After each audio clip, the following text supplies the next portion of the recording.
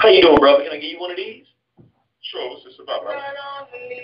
We got a situation up in Delaware that's crazy right now, brother. Brothers are being lynched. Oh, lynched? In 2012? That's the same exact thing we said when we got the story. So how'd you hear about it? That's a good question. You know, there was a professor who was at Delaware State University named Dr. YaaYaa. And to make a long story short, he was doing some research and educating the students on how they're trying to destroy and demolish HBCUs. Oh, I went to Bowie State. I went to Hampton University, so you know how the students were responding to that. And in the midst of sharing this information with the students, he stumbled upon the fact that they were actually lynching brothers in Dover, Delaware. Oh, how come I didn't hear about this on CNN? You didn't hear about it on CNN because it's an election year. Do you know who the state's attorney is for the state of Delaware? Who would that be? That would be Bo Biden. Bo Biden is the Vice President Joe Biden's son. So as you can see, this is an extremely political situation. Understood. So what do you have to do with this? We represent an organization called War on the Horizon. And what we do is we educate black people to the threat of white supremacy and teach our people how we can prepare for black survival. No doubt. Much needed. Definitely going to check this out. Thank you, brother. Appreciate you, bro. Be safe out there, all right? All right, got it.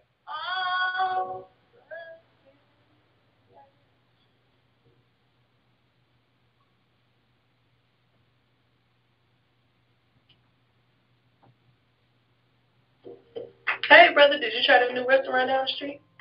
Yeah, I went there yesterday. Man, the food was off the chain. And the chicken was like, how they be saying that? Like, to die for. Whoa. To die for. To die for? I'm saying, I mean, the chicken was good. You know what I'm saying? Can't you just say the chicken was good? Does it have to be to die for? That sounds a little intimidating. Did you wear skinny jeans while you were eating the chicken? Nah, I'm saying, I would say it was good, man. Was it rainbow chicken? Hold up, man. I think it was good. With a sparkly bubble on like this. Was the server doing a Cindy bounce? Man, I'm just saying, the chicken was good. Look, man, the chicken was good, no homo. No, it's time to fashion. You're supposed to say it before, brother. It's like a disclaimer.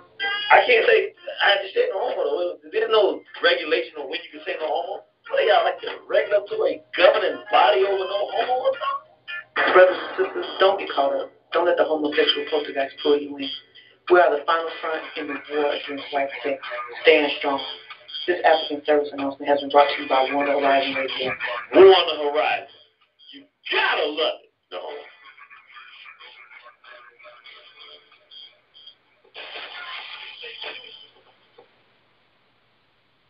Peace and welcome to the return of the War on the Horizon Roundtable.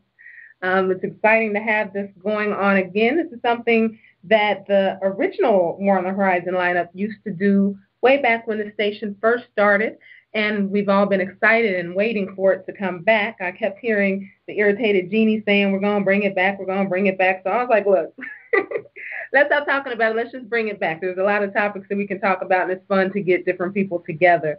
So we are able to bring it back, and this should be a lot of fun. The premise of the roundtable is basically just gathering a bunch of people who are affiliated with War on the Horizon together. We pick a hot topic and discuss it, and of course get your input on it. And it's going to change because we have so many people now affiliated with War on the Horizon. We have different show hosts, past show hosts, African insurrection music artists, just a whole blend of people. So you'll never have the same people talking about the same subject. It's going to really be a nice mix and keep it interesting. Today's subject is how a black woman can keep her black man, which really shouldn't be controversial in my opinion. It should be not rocket science that it's something we need to talk about. Of course, we also should talk about black men and their responsibility to black women. But this is a good place to start because the woman's role is so important. It's so pivotal. And without the woman doing her job, our community is in shambles. So when we get that together, then we can start talking about the men and holding them responsible. But first thing is first. This topic came about, I think, mostly because I wrote a book called God's Gift, How to Be a Good Black Woman to a Strong Black Man. It's available right now on Amazon in an ebook format. But next month it's going to go to the printer and it'll be available for sale on War on the Horizon. So really excited about that. I definitely put all of the information into the book that I could think of. I wrote it like I was talking to a little sister or a little cousin, telling them everything I wish that somebody had told me way back when. Brother Irritated Genie was nice enough to edit the book for me, make sure that my English was understandable and on point. So I thank him for that. But we're just going to talk about that a little bit today. How do you become a good black woman to a strong black man? We don't want to, give our all to just any man. It's got to be a strong black man, an intelligent black man. But once you get that kind of man, what do you do with him? I do want to thank a brother named S. Dot yesterday. He gave me the chance to do an interview on his blog talk show. I did post it up on YouTube, so you can feel free to go to YouTube and look at that. I do want to caution that the N-word was used a few times by the host, but it still was all in all a very good interview, definitely worth checking it out. But just to get into the topic a little bit today, a lot of women have not been taught how to be decent women. We were grown up, or brought up, I should say, listening to the media, watching TV, seeing all kinds of bad examples about what women should be. We don't have the wisdom that our grandmothers had. When I think of my grandmother and all the grandmothers that I knew, they had a lot in common. They were mature. They knew how to keep a family together. You didn't hear them always talking about leaving. Oh, I don't like my husband did this, I'm going to leave him. And, they have all these children they're trying to raise on their own. They were more mature than that. They were concerned about the family, and it wasn't such a selfish thing where they were only in it for them. They were really concerned about the family, and they did a lot to keep the family together. They cooked a lot of meals. We used to have family dinners, and we'd go over to their house for holidays, and it was just a really good time to bond, see people you may not have seen for a while. And with our grandparents aging and going their separate, going away, we don't have that kind of stuff as much anymore. If you're lucky enough to still have grandparents, maybe you do, but a lot of us don't have that anymore, and it definitely shows in our relationships and our families. They're starting to get a little weaker than they used to be. They had no problem with cleaning their house. They reared children. They instilled good morals. You were not going to come around them acting a fool. That was out of the question. You had to respect your elders. That was something that was instilled in us. And they took care of their husbands. It wasn't a thing where they felt demeaned. They knew that was their job, and they knew it was important. They also offered a lot of guidance that used to help us. I remember my grandmother was off the hook. She talked about me like a dog. If I came over and my hair was in a ponytail, she didn't hesitate to tell me, girl, go do your hair. Why you coming out here looking a mess? Get it together. You're never going to have a man if you act like that. And it was funny. It was harsh, but it was hilarious. But it also trained me a little bit on how to keep myself together and be a better woman.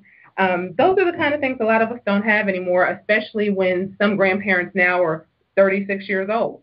They don't have life experience, so how can they impart anything to their children or grandchildren? It's just not happening. And so when we look at the strength of our matrons in our families, instead of looking at them and seeing them for what wonderful people they are, a lot of us look down on them now. We say, oh, they put up with too much. My granddaddy put her through this and that, and, she raised all those children, and, she should have did more with her life. But we have not matched their success in rearing a community or a family. Everything has gone downhill. So that's just something that I want to keep in mind as this discussion goes on, because I'm on Facebook quite a bit, and I see some of your comments, and I see, I don't like how that sounds. Should a black woman need to keep a black man? That's up to you. That's up to you and how you want to live your life. But if you want to be happy and stable and contribute to the community, I think that, you'd be doing well to learn how to keep your man happy and keep him at home with you and your children, because it's not just about you. We're raising families and communities. So whether you agree or disagree with the topic, definitely stay tuned and call in with your questions and comments, any concerns. The dial-in number is 760-569-7676, and the participation code is 948656#. If you want to ask a question tonight, you just want to hit *6 to get into the question and answer queue, and we will come to you to answer all of your questions or get your comments, whatever. Today's guests are, of course, going to be me. I'll be moderating. And we have the Irritated Genie of Soufeese. We also have one of our newest hosts and a wonderful addition to the War on the Horizon family, Sister YaaYaa. Brother Genie and Sister YaaYaa, do we have you on the line? You do. How are you? I'm good. How are you? And I'm here as well. Can you hear me? We can hear you just fine. How are you, brother? I'm doing fantastic. Good, good. Welcome to the program. What are your thoughts, I guess, to open up on this subject on what Black women are not doing, what we need to be doing to keep a Black man? Either one of you can jump in on that. I'll jump in. Okay. One of the things that I think gets overlooked is how important it is to know yourself as a Black woman.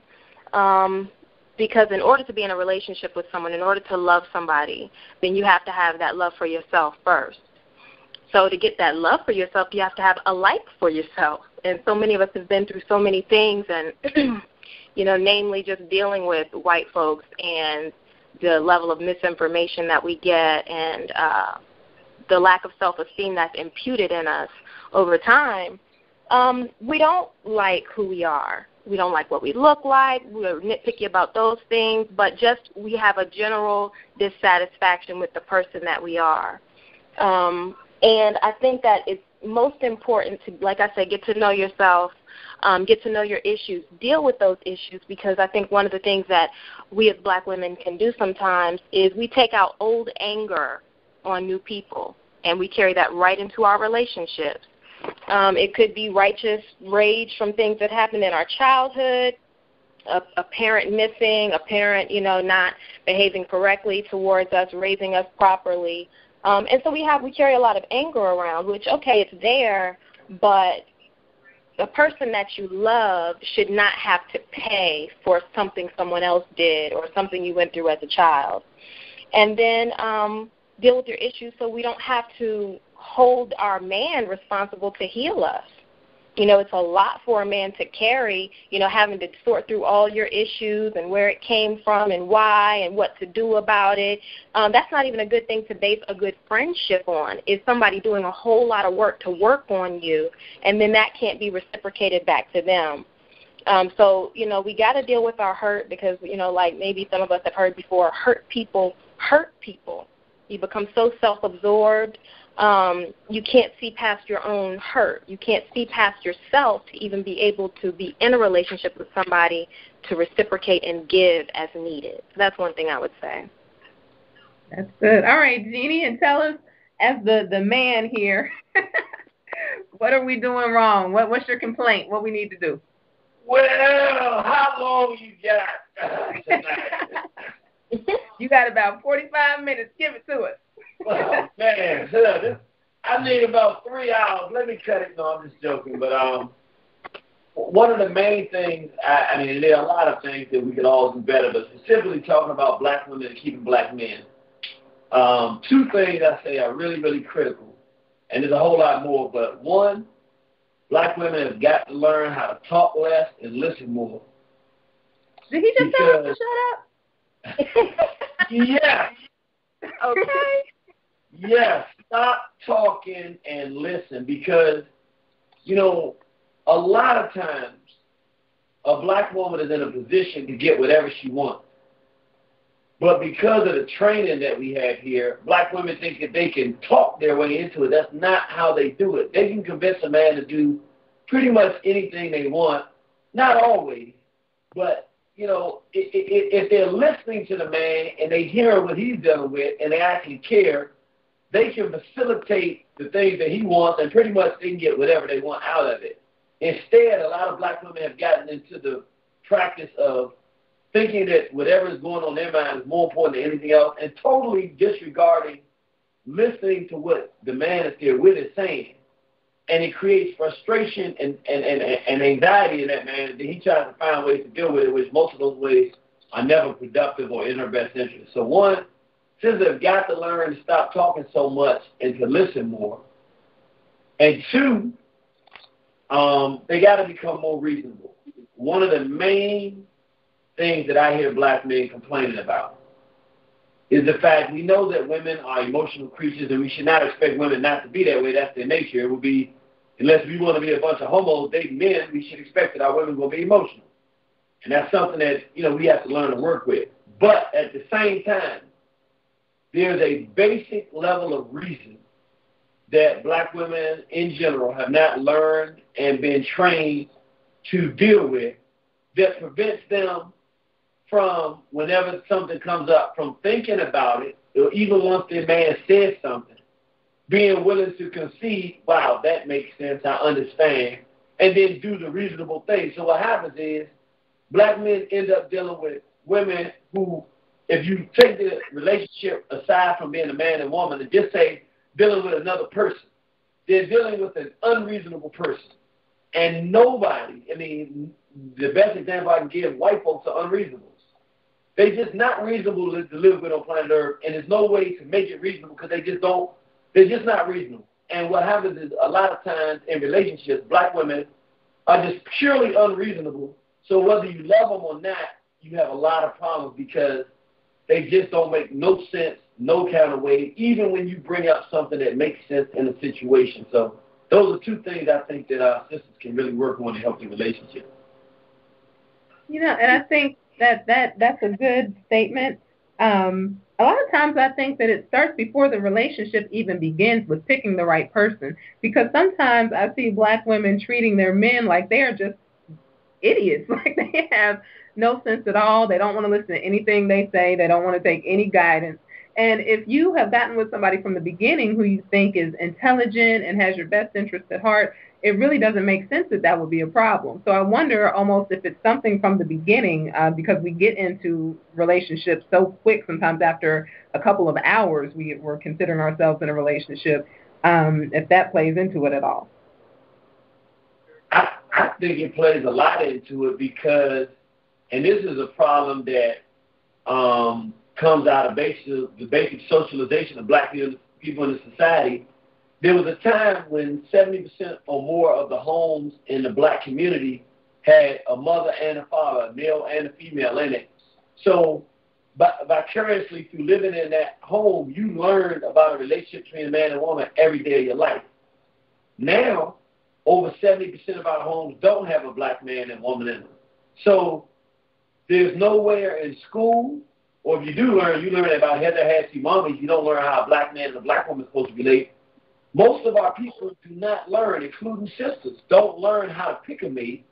Hence, we don't know how to pick the right, we don't know how to be a good mate, and we don't even know how to pick a good mate because we don't even know what the expectations are because we have nowhere to learn it when we've grown up.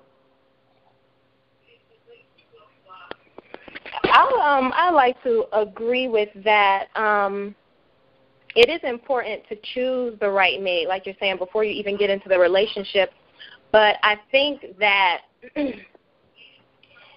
it's good to know where you stand, both people involved, because there's no one set formula for what exactly, detail by detail, a relationship or a marriage is between a black woman and a black man. There are, of course, some standards that we know, we don't cross, some lines we don't cross, but it's between the two people to know what you're working with and what you're not working with, and to be honest about your strengths as well as your weaknesses so you can see where you come together. And I think sometimes people have unhealthy expectations of what a relationship is supposed to look like, especially, following behind Europeans, watching movies, listening to songs. You can really become disoriented to reality and what to really think is going to happen when the two of these people, obviously fragmented just by the way that, we've come through this society and the beatdown we've all had to take, especially the black man, to know what exactly we're dealing with and what we're going to be up against to come together and decide, okay, this is where we are.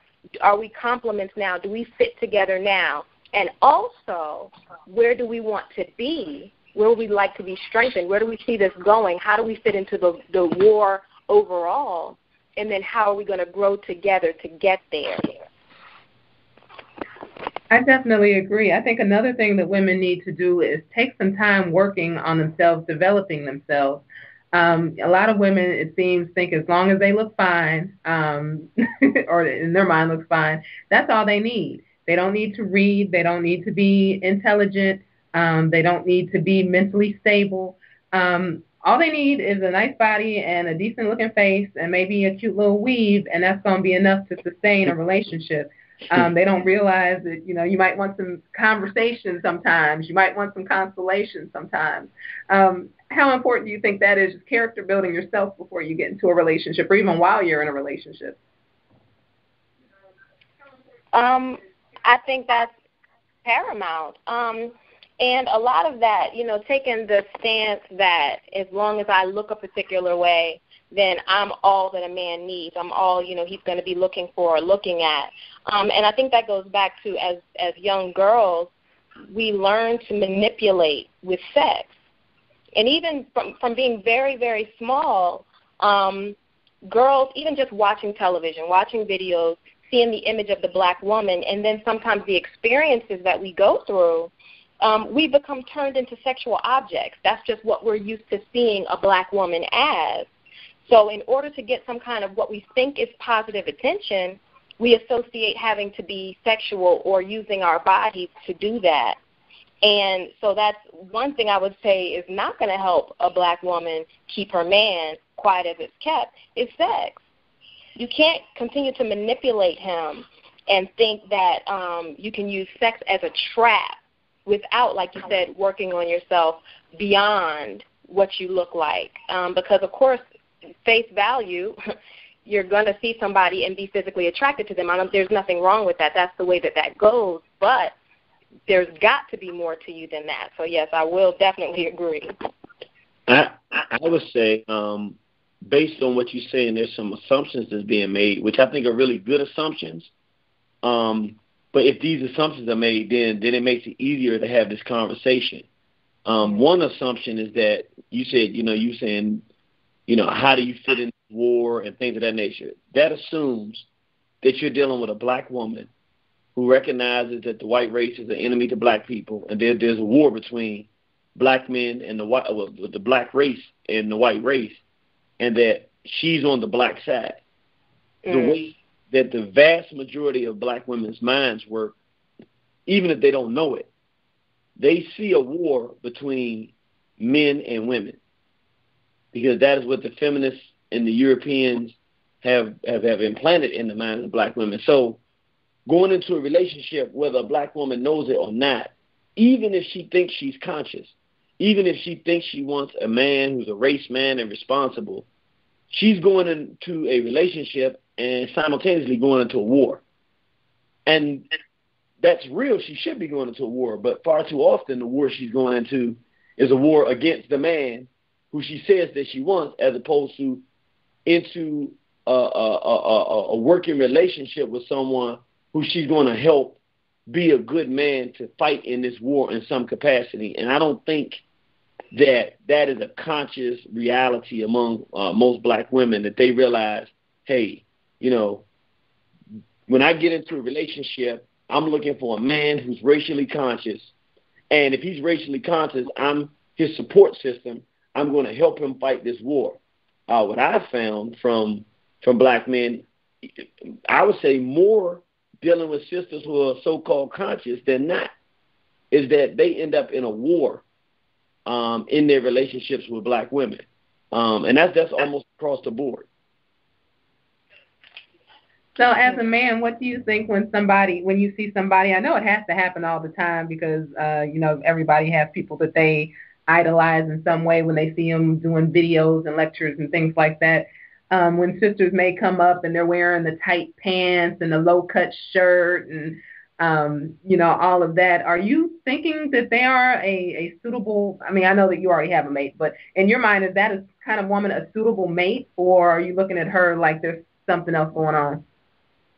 To be perfectly honest, what happens is, and that's whether I'm doing that kind of work or anything, just in general in life, you're going to size, as a man, I'm just being real, you're going to size a woman up based on how she dresses. That's the first thing that's going to happen.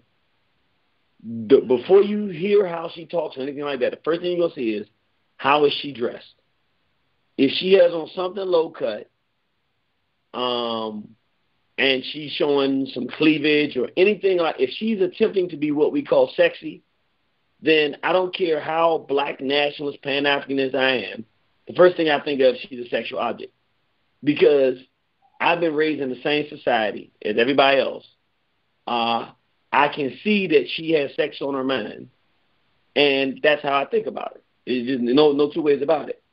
The exact same woman, she could be the most sexually charged woman in the universe. If she walks up, or if I see her and she's dressed decent and appropriately, my mind does not go to the same place. It's just something about the way that a woman is dressed that is going to instantly put you in she's a sexual object, or it's going to put you in she's a woman who has ideas and you might want to actually talk to. Okay. So that dispels that myth, because a lot of people think, oh, as long as I show a little of this, a little of that. But men, I've noticed men see through that. They know what's going on. And especially, a lot of times I see women trying to compete when these brothers already have a good woman at home. There's no competition because you're giving away your mentality just by your clothes alone. They can see you and tell what you're about and know 9 times out of 10 it's going to be some drama when they're dealing with you. And I think whether the woman is conscious or not in the struggle or not, one of the main things that you need to recognize as a woman is just a man's desire to have peace when he's at home. That's something a lot of us, instead of trying to give peace, we're raising hell. And, I'm not a man. I can't speak for men, but I could imagine that would not be something that anybody would want to deal with. Well, let me jump in here right now. I don't remember the name of the book, but it was this book I was reading, and somebody said that most men are happy as long as they have a clean home, peace and quiet, tasty food, and physical satisfaction. They are really basic creatures unlike us. You don't have to jump through hoops to keep your man happy. Just be sure those basics are covered. Have you ever heard somebody that wrote a book and had a helpful hint in it like that, my sister? That sounds like this brilliant sister I know named Lady Shabazz. She be kicking wisdom. I just don't have words for that sister. Yeah, I've heard of her. I don't know how brilliant she is, but she do write good books and stuff. Well, I have run across the book myself, and I would have to say the sister is brilliant. Or maybe she is brilliant, maybe, but I know she writes some good books. That's the truth. Yes. Yes, sir. So what I just wanted to bring this up for brothers and sisters to get the book. I really want to tell you this. Honestly, I don't like reading girly stuff. I mean, I'm not even going to be funny. I'm a real dude. I like real aggressive type stuff. This is a book that I enjoyed reading. And what I really love, she got these things called helpful hints in them. So like you're reading this good book, and it's not that long, but it's a real good book, man. And it makes you realize you're not crazy as a man, and that you may be a man, though. We are men. We realize, okay, we're not perfect, but other men are like this too. Okay, it makes you realize you're normal as a man for how you are. But the hints and the tips that she gives are so good, I think any black woman would benefit from getting it. So you want to buy this book. Thank you. I appreciate that. I was worried about having Genie read it for that same reason, because I know he's like this masculine, macho man, and I'm like, I cannot have him sit up here reading this book. But he persevered. I'm proud of him. Well, it was enjoyable. Let me tell you something. Anytime, because what I love about this book, even though we know as black men we crazy and falling short, this book ain't about how much we falling short. This is about what black women need to do. So you can read it, and some of the madness that you're dealing with in the world, there's actually a woman who realizes that the stuff is crazy, and she's saying, hey, sisters, if you do this, you'll be a lot happier. And like, as a man reading it, I'm going, yeah, if she would just do that, I'd be fine. So it's like, it's the best book you could possibly read as a man if you're having any issues with your woman. And for any black woman, I'm not doing this because the sister's going to say I'm being real. If you have a good man, or if you have a woman who's been meeting good men and you've had good men, but you've been losing them and you've always blamed them, but you know deep down in your psyche that it must be partly you because these are some good men, and you want to figure out if you get another good man, or if you have a good man, how to keep him. If you read this book and follow these instructions, he will not go nowhere. You will have a hard time getting rid of him if you read this book. But I will add to that, too, for the women, when you buy that book, hide it. Don't let men read it. Because I had United Front read it. And my brother True, beautiful brother, brilliant brother. And we talk a lot of times, and sometimes he'll tell me about an idea, and I'm like, oh, brother, you got to do it. It's brilliant. And usually it works. He read that book and asked me about something, and I told him that. He's like, don't be trying to use that femininity on me. So do not let your man read that. But brothers, if you want to buy it on your own, that's fine. But sisters, if you get it, hide it from your brothers. Hide it from your brothers. It will make you powerful. She giving you the kryptonite to Superman. Hey, this is the kryptonite right here. Also, I'd like to add, it's very well written and very clear and very easy to read. And like you said, the helpful hints make it just that much easier to apply.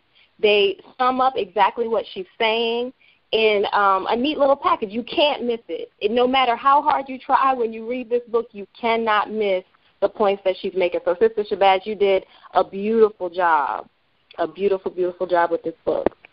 Well, thank you. I've grown up a lot. I've been in a wonderful marriage now. My 7-year anniversary is coming up, so I'm happy about that. But, previous to that, I've been in some crazy situations. So I know the good, the bad, and the ugly. And luckily, I've learned what to do and what not to do. So that's really what I tried to put in the book. And a lot of it is, communication, cooperation, homemaking, cooking, which is a problem for a lot of women. We're going to have to go there. I even get into sex a little bit, rearing children, natural health, how to dress, how to carry yourself. Just all of those things are in the book, because really, even more so than being a good black woman to a good black man, you have to be a good person to yourself. And the more you develop yourself, the better you're going to be to everybody. What are your thoughts about cooking? A lot of times women will throw some raw chicken in a microwave for a couple minutes and say they prepared a gourmet meal. If you ask me as a man, I'm going to be 100% honest. I love my mom, and she was I would say my mom was probably my favorite woman in my life, but my grandmother was right there with her. And the defining thing about my grandmother, she was from Emporia, Virginia. Not just in the family, but in the city, she was known as this woman who could really cook. And what she would do when I would come in town, sometimes she would know I was coming in town without me even telling her. I don't know how she had that gift. She would always have my favorite meal, fried fish and what they call it cornbread. Now, don't look at that little bread stuff y'all got to think that's cornbread. That ain't what I'm talking about, y'all. Y'all slipping now. This is fried cornmeal, self-rising, mixed with the other kind, and you fry it. Some people call it fried corn cakes or something. I don't know, but in the country they call it cornbread, fish and cornbread. And she would sit there and watch me stuff myself to death and just laugh the whole time. I was not allowed to get up and get my own meal. I was not allowed to fix nothing. She did it all for me. And like my woman now, she does the same thing. She loves to cook, and Nefertari can throw down. And the thing about it is, I can't describe it. It's something, I'll be honest, something more than sex has a different impact, but it's very endearing to me. I don't know how other men are, but it's extremely endearing to me when this woman is making this food and it tastes good, and she's making it to your taste, and she's bringing it to you, and she's serving it to you, and she's getting you the drinks and everything. For me, it makes me feel responsible to make sure that I'm taking care of her. I feel a sense of necessity of responsibility to take care of her when a woman does that. So I think it's almost number one on the list, or at least one of the number one things on the list, close to the top.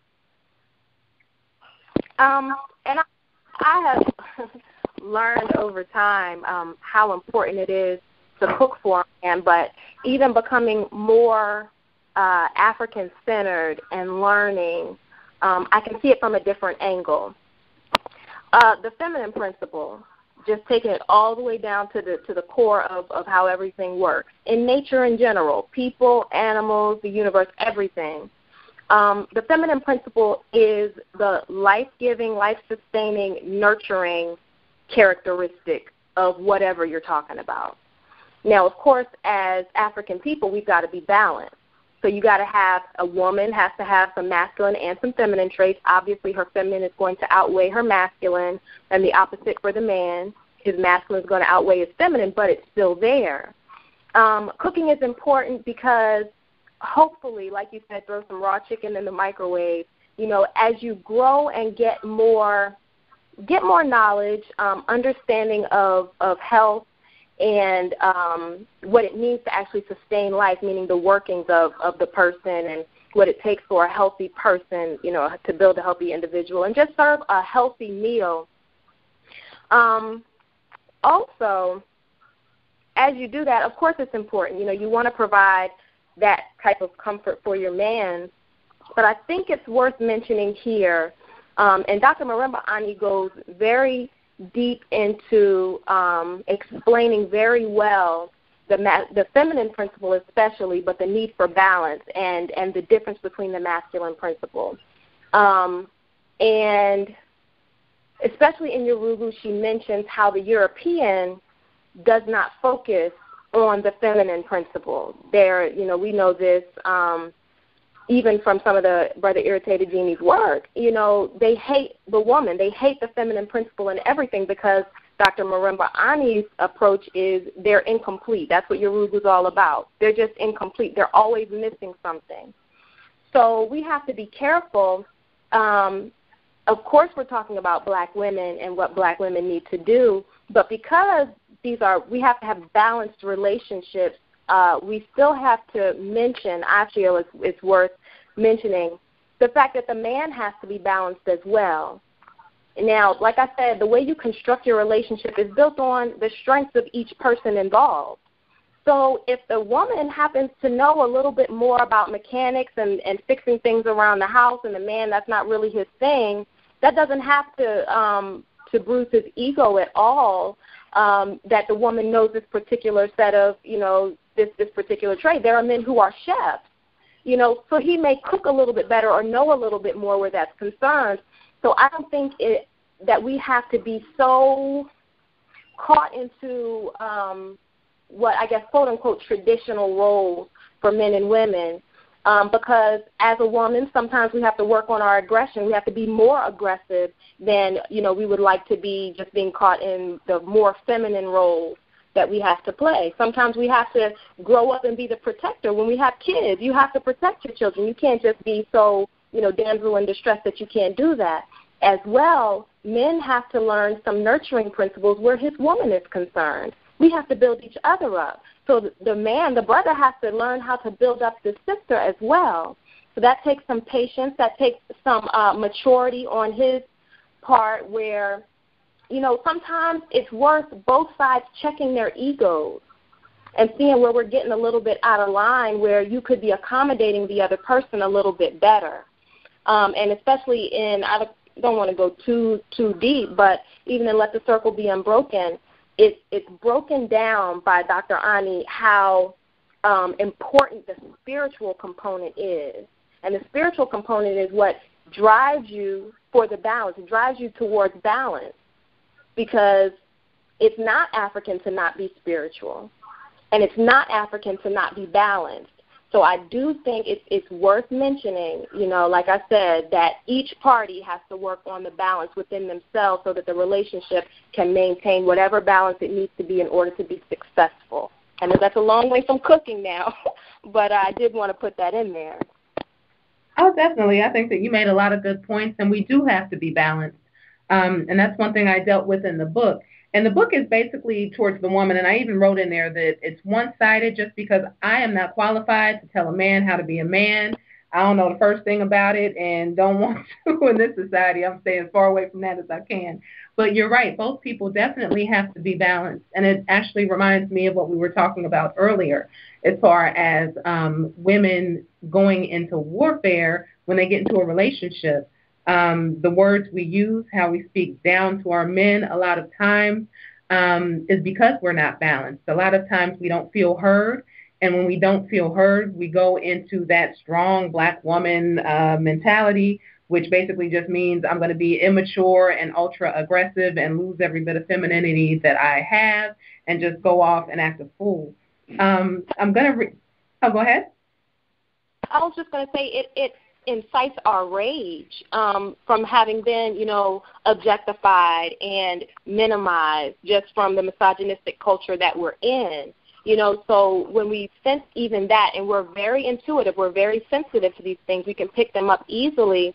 When that's being done to us by our man, sometimes I don't think it's true that that's just the way that men are. Now, it is the way many men are, but I don't think that they're incarcerated to that position. I don't think they have to be stuck there. I think that they can, grow and gain some understanding as to, women are not just weak.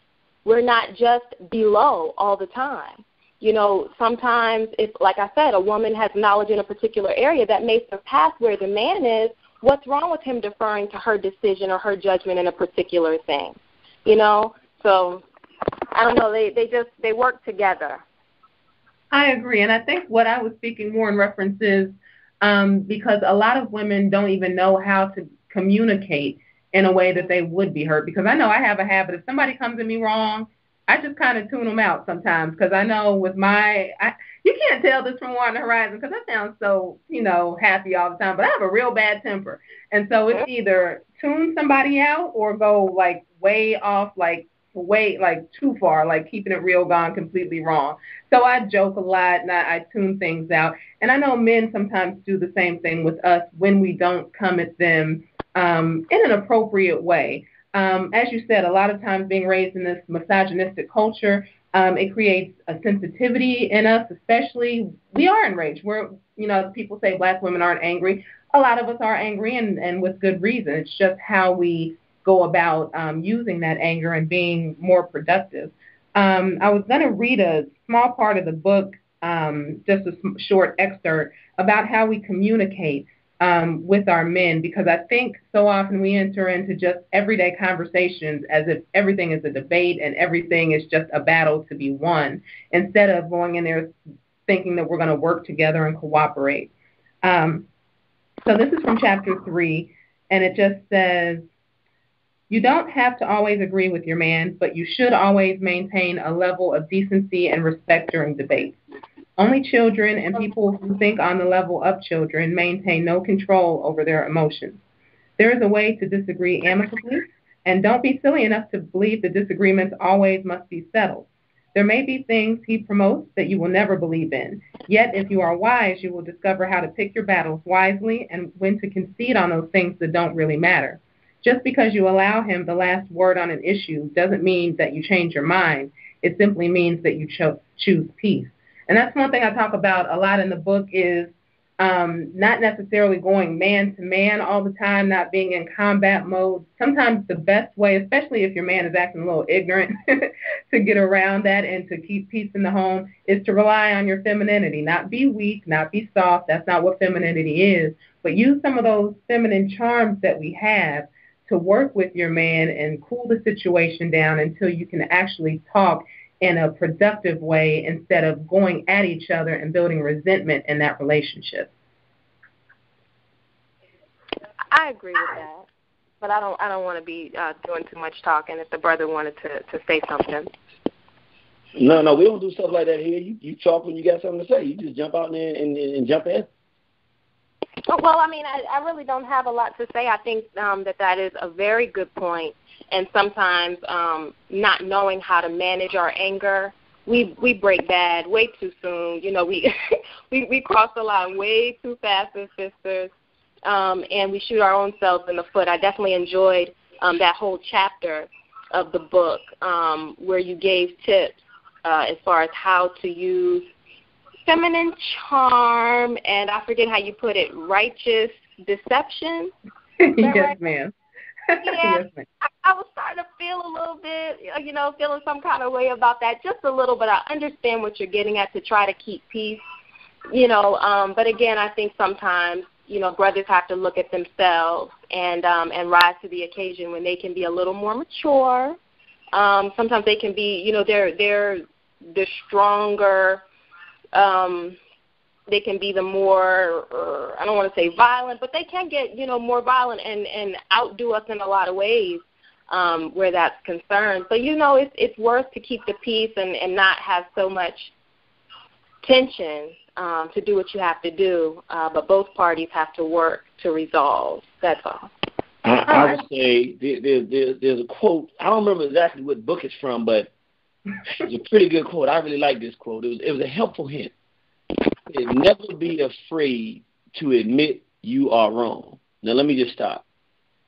I don't know if there's a precedent for a black woman on this planet admitting that she's wrong. So I don't know if this is a concept more or an actual practice that you're saying that somebody can actually participate in. But if this is actually possible, I really think this can help. But let me finish it before I go explain. It says, never, I'm going to read it again just because I really think this is something black women need to hear.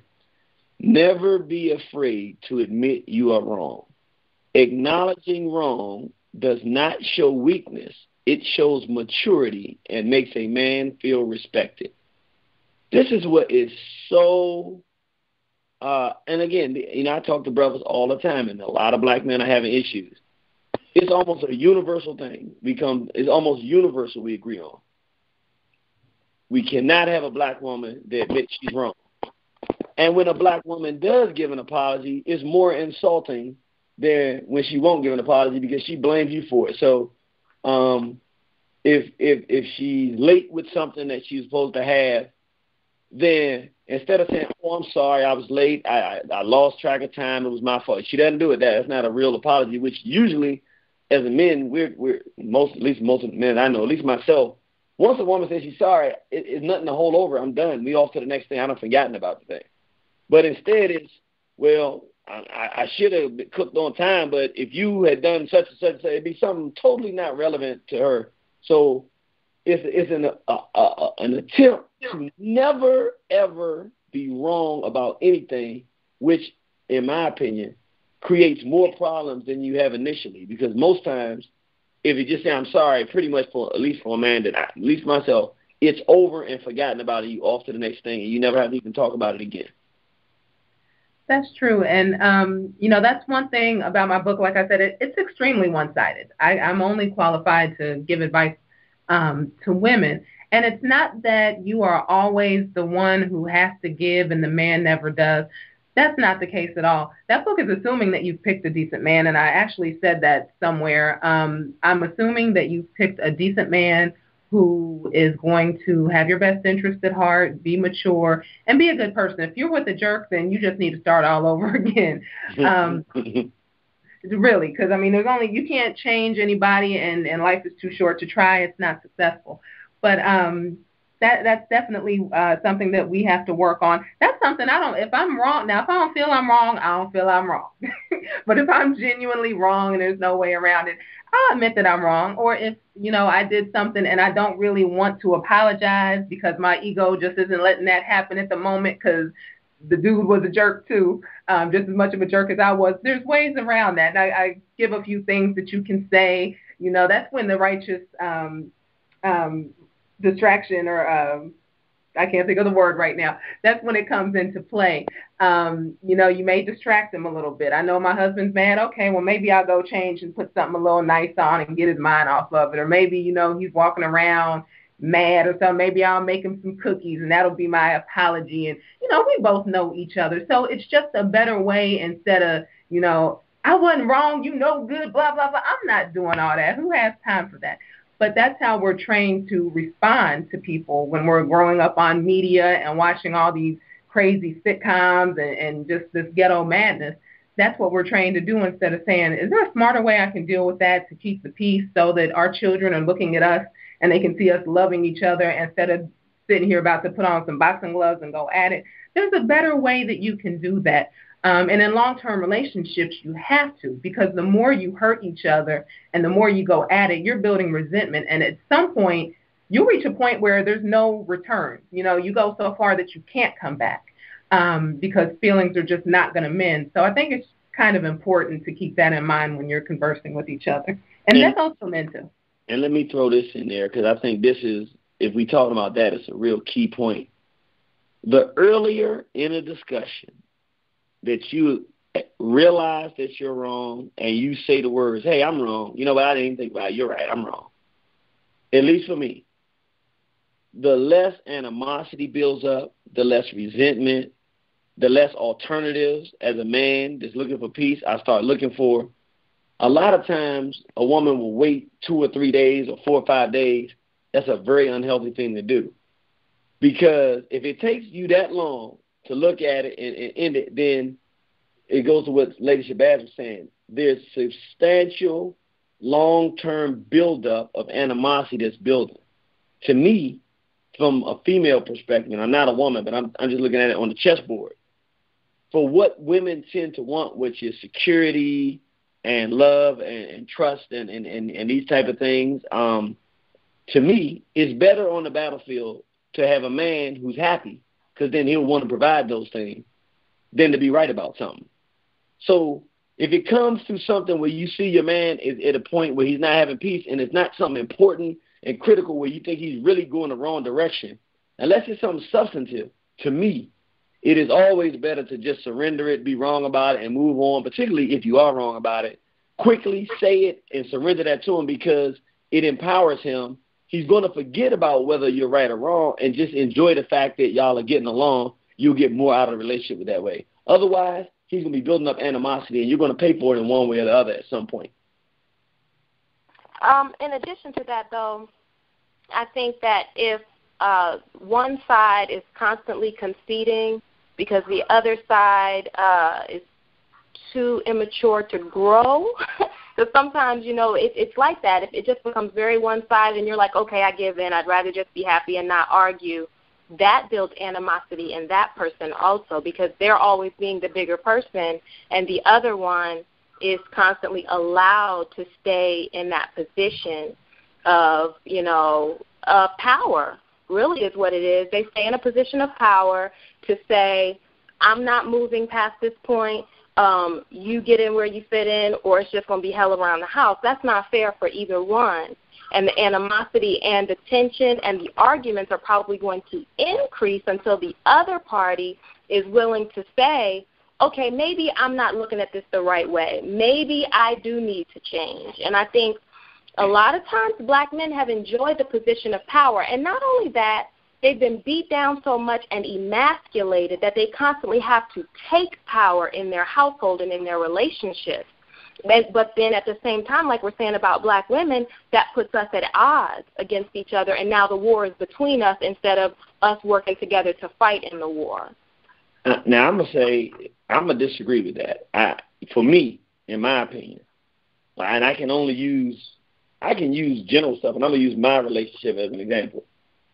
There's no reason whatsoever for my woman to have an issue conceding all the time, because the reality of it is anything that she wants that I can do, I'll do anyway. Anytime there's an issue, if I'm not overtly wrong or if it's not clear that I'm wrong, generally speaking, I'm thoughtful. Most times I'm going to be right about stuff. It's not because I'm right about everything, but because when I realize I'm wrong, I quickly concede. I'm so quick to concede, it ain't even a chance to get an argument once you show me I'm wrong. So what I would say is, I would say 75, 7 out of 10, maybe 8 out of 10 times, it's going to be her conceding. But if she has a problem conceding because it's 8 out of 10 times or 10 out of 10 times, we have a problem now, because on the balance side, 10 out of 10 times, I'm going out here doing what I'm supposed to be doing as a man to take care of her. So 10 out of 10 times, I'm doing that. I'm saying right, wrong, or indifferent, 10 out of 10 times, she should be willing to concede to whatever thing out, because most times it's trivial. And I think that at least for a dude like me, I'm an alpha male. If it's going to work, the woman has to be willing to concede. When she sees I'm not budging, right, wrong, or indifferent, she's got to say, I already know him. Going up head-to-head with him is not going to work. I'll give it to him. If she wants to find another way to do it, she can. But it's not going to work, no way, shape, or form coming at me directly. It's not going to work. Well, I can say I'm not going to admit that I'm wrong if I don't feel that I'm wrong, but there are other things that you can say. If you're in an argument, you can say, express that you regret that it went that far. You can regret that you said a certain thing, but still hold your position. You can even say, I think I said this in the book, I'll give that the consideration it deserves. In my mind, it might not deserve consideration, but at least we're not arguing about it at that point. So there are ways, and that's the feminine deception, or the righteous deception that I was talking about, where you can still keep your dignity. You can maintain your dignity, but it doesn't always have to be a battle. Some people don't agree with that. Some people are more assertive and aggressive. I know I kind of go between the two. I'm not perfect. I'm a work in progress, so sometimes I do good. Sometimes I don't. Sometimes David will be like, you need to read chapter 12, verse, He make you read your own book? Look, did he make you go read your own book? That's another reason don't let your man read the book. He seen you writing your own book. You can't even say nothing when he do that. That's the most, man, that's so trifling that, that shouldn't even be done. That's playing dirty. That's playing real dirty. But, but there's just ways that you can do it. And it's not just always, I don't know, because it sounds like the woman doesn't have power in that situation. And she does. It's just a matter of choosing your battles. There's sometimes, when you see that your man is going in a bad direction and it's something that could seriously affect him or the household, that you need to stand up and say, brother, look, I'm this and this and this, or even if it's just a feeling, I'm really feeling strongly about this. Okay, that's time to assert yourself a little bit, but you still can't force him to change. He's still got to, come to that realization on his own. There are times to step up and be assertive, but my position is that Black women do it way too much when it's not necessary. We tend to turn everything into a battle. The brother will say the sky's blue. No, it's not. It's gray.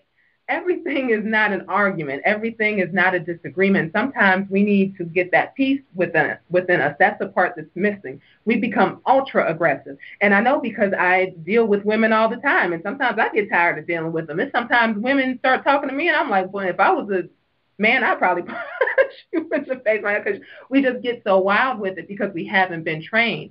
And nobody wants to hear that stuff all the time. So you have to come up with a strategy if you're going to be looking at somebody in the face all the time to smooth out those tense moments. I'm not going to concede every time, but sometimes you need to do that. I'm glad that you said choosing your battles, because that's very wise to do.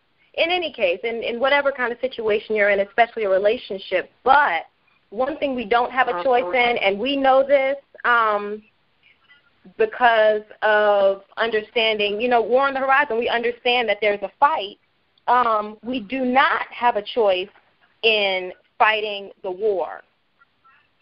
Okay? We have to understand that we're at war and who we're at war with. And I think that a lot of the problems in our relationships would be solved if we would focus and aim that gun that we always have drawn on each other in the house, aim it where it belongs, and that's at that white man. So maybe at the point of contention, at the point of having an argument, say, stop, wait a minute. We shouldn't be at each other's throats. Okay, there are small things, interpersonal things we got to deal with, but if we're at war, if this is a battle in our house, where is the white man? He needs to be found because, somewhere he's wiggled in there and gotten between two African people to where you think, I just disagree that a man should be conceded to 10 out of 10 times. I think that I really believe more in Black men than that. I really believe Black men can stand up and push and challenge themselves to be better and do better, to where so much pressure is not on just one side. Now, I understand, Brother Irritated Genie, what you're saying. There's a way to say things and a time and a place to do it, but it should never be a female constantly conceding just because the Black man has been so emasculated and so hurt by the white man and the white woman that he doesn't feel the strength enough, doesn't have the confidence enough to turn and fight and kill them, so that aggression isn't brought home. It's got to be faced in the right direction so that our relationships can stop suffering. Well, see, this is what I would say. The difference is in why the and where the inference is placed on who's right and who's wrong. What I'm saying is that if a woman, because the reality of it is, a lot of times, to be perfectly honest, women are more emotional than men. A lot of times you don't know who's right and wrong until both parties have gone back, thought about it, and come to a conclusion. What I'm saying is, I'm not a man, for instance, who feels so emasculated by society that that's why I want a woman to conceive what I'm thinking. The reason I want a woman to conceive what I'm thinking is because most times, if I'm willing to argue about something, I've already put the kind of thought into it that she hasn't. Because, again, like I said, I'm a very quick conceder when I'm wrong. If I see that I'm wrong, I can quickly see I'm wrong and I make that concession.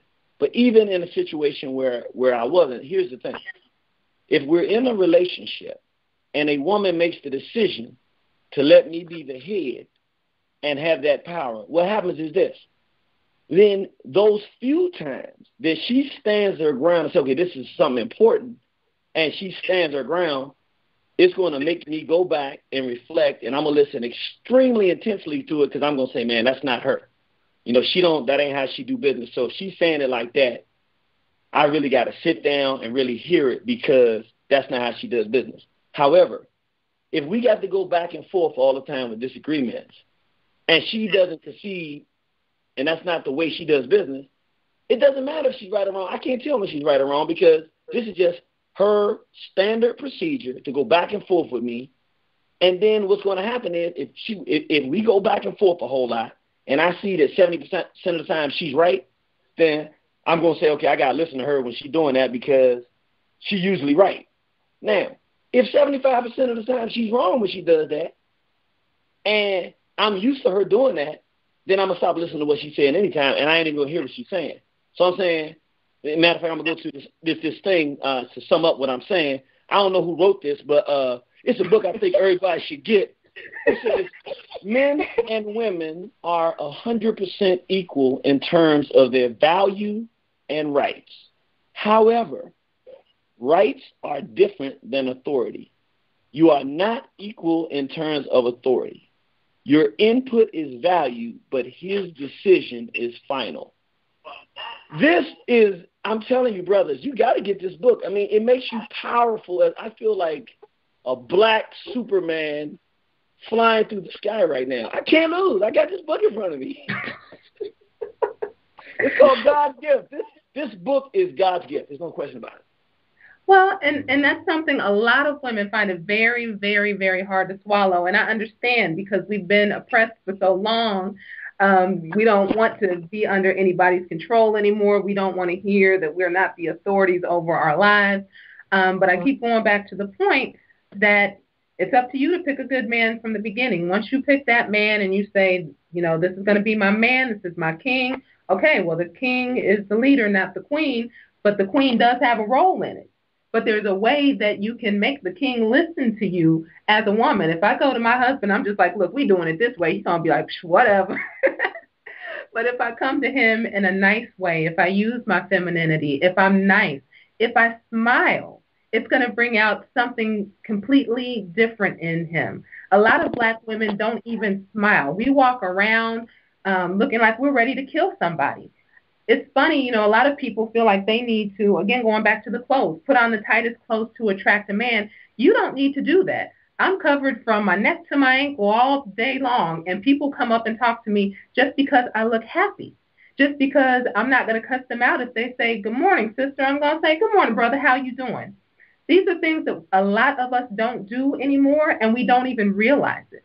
It's just creating a nice, peaceful, and loving environment, and it'll bring out such a difference in your man when he knows that you have his back, when he knows that when he comes through the door, you're going to give him a hug and a smile, and it's going to be quiet and peaceful in his house. He's not going to have that crazy, authoritative, just jerk persona that a lot of people have to deal with if you picked a good man to begin with.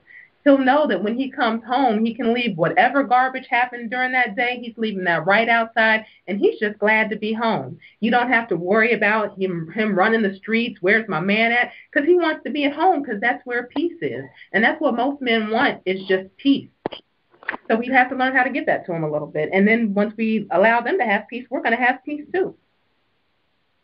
I did want to, a couple things I wanted to say. I have to admit, when I said I was feeling some type of way about certain things, the quote that the Irritated Genie did read, as far as the man being the authority, was one of the things. Now, the first thing I wanted to say is, what is the message that we're sending to our kids when, they see that they have two parents, and they're supposed to respect both parents. And the mother is the one who's doing a majority of the raising up until a certain age, and a majority of the nurturing. But what they're being shown is that this woman is not as important in general, overall, as the man. I understand 100% of the rights and the values, but children can pick up when somebody is dominated and being domineering.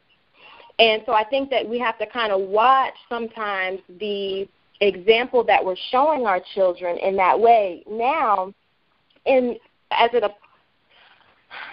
authority. And a lot of this, we're talking about making sure we choose the right man. The fact of the matter is, just like we've all come through this society and been battered, women are emotional and have emotional issues and disturbances just like black men.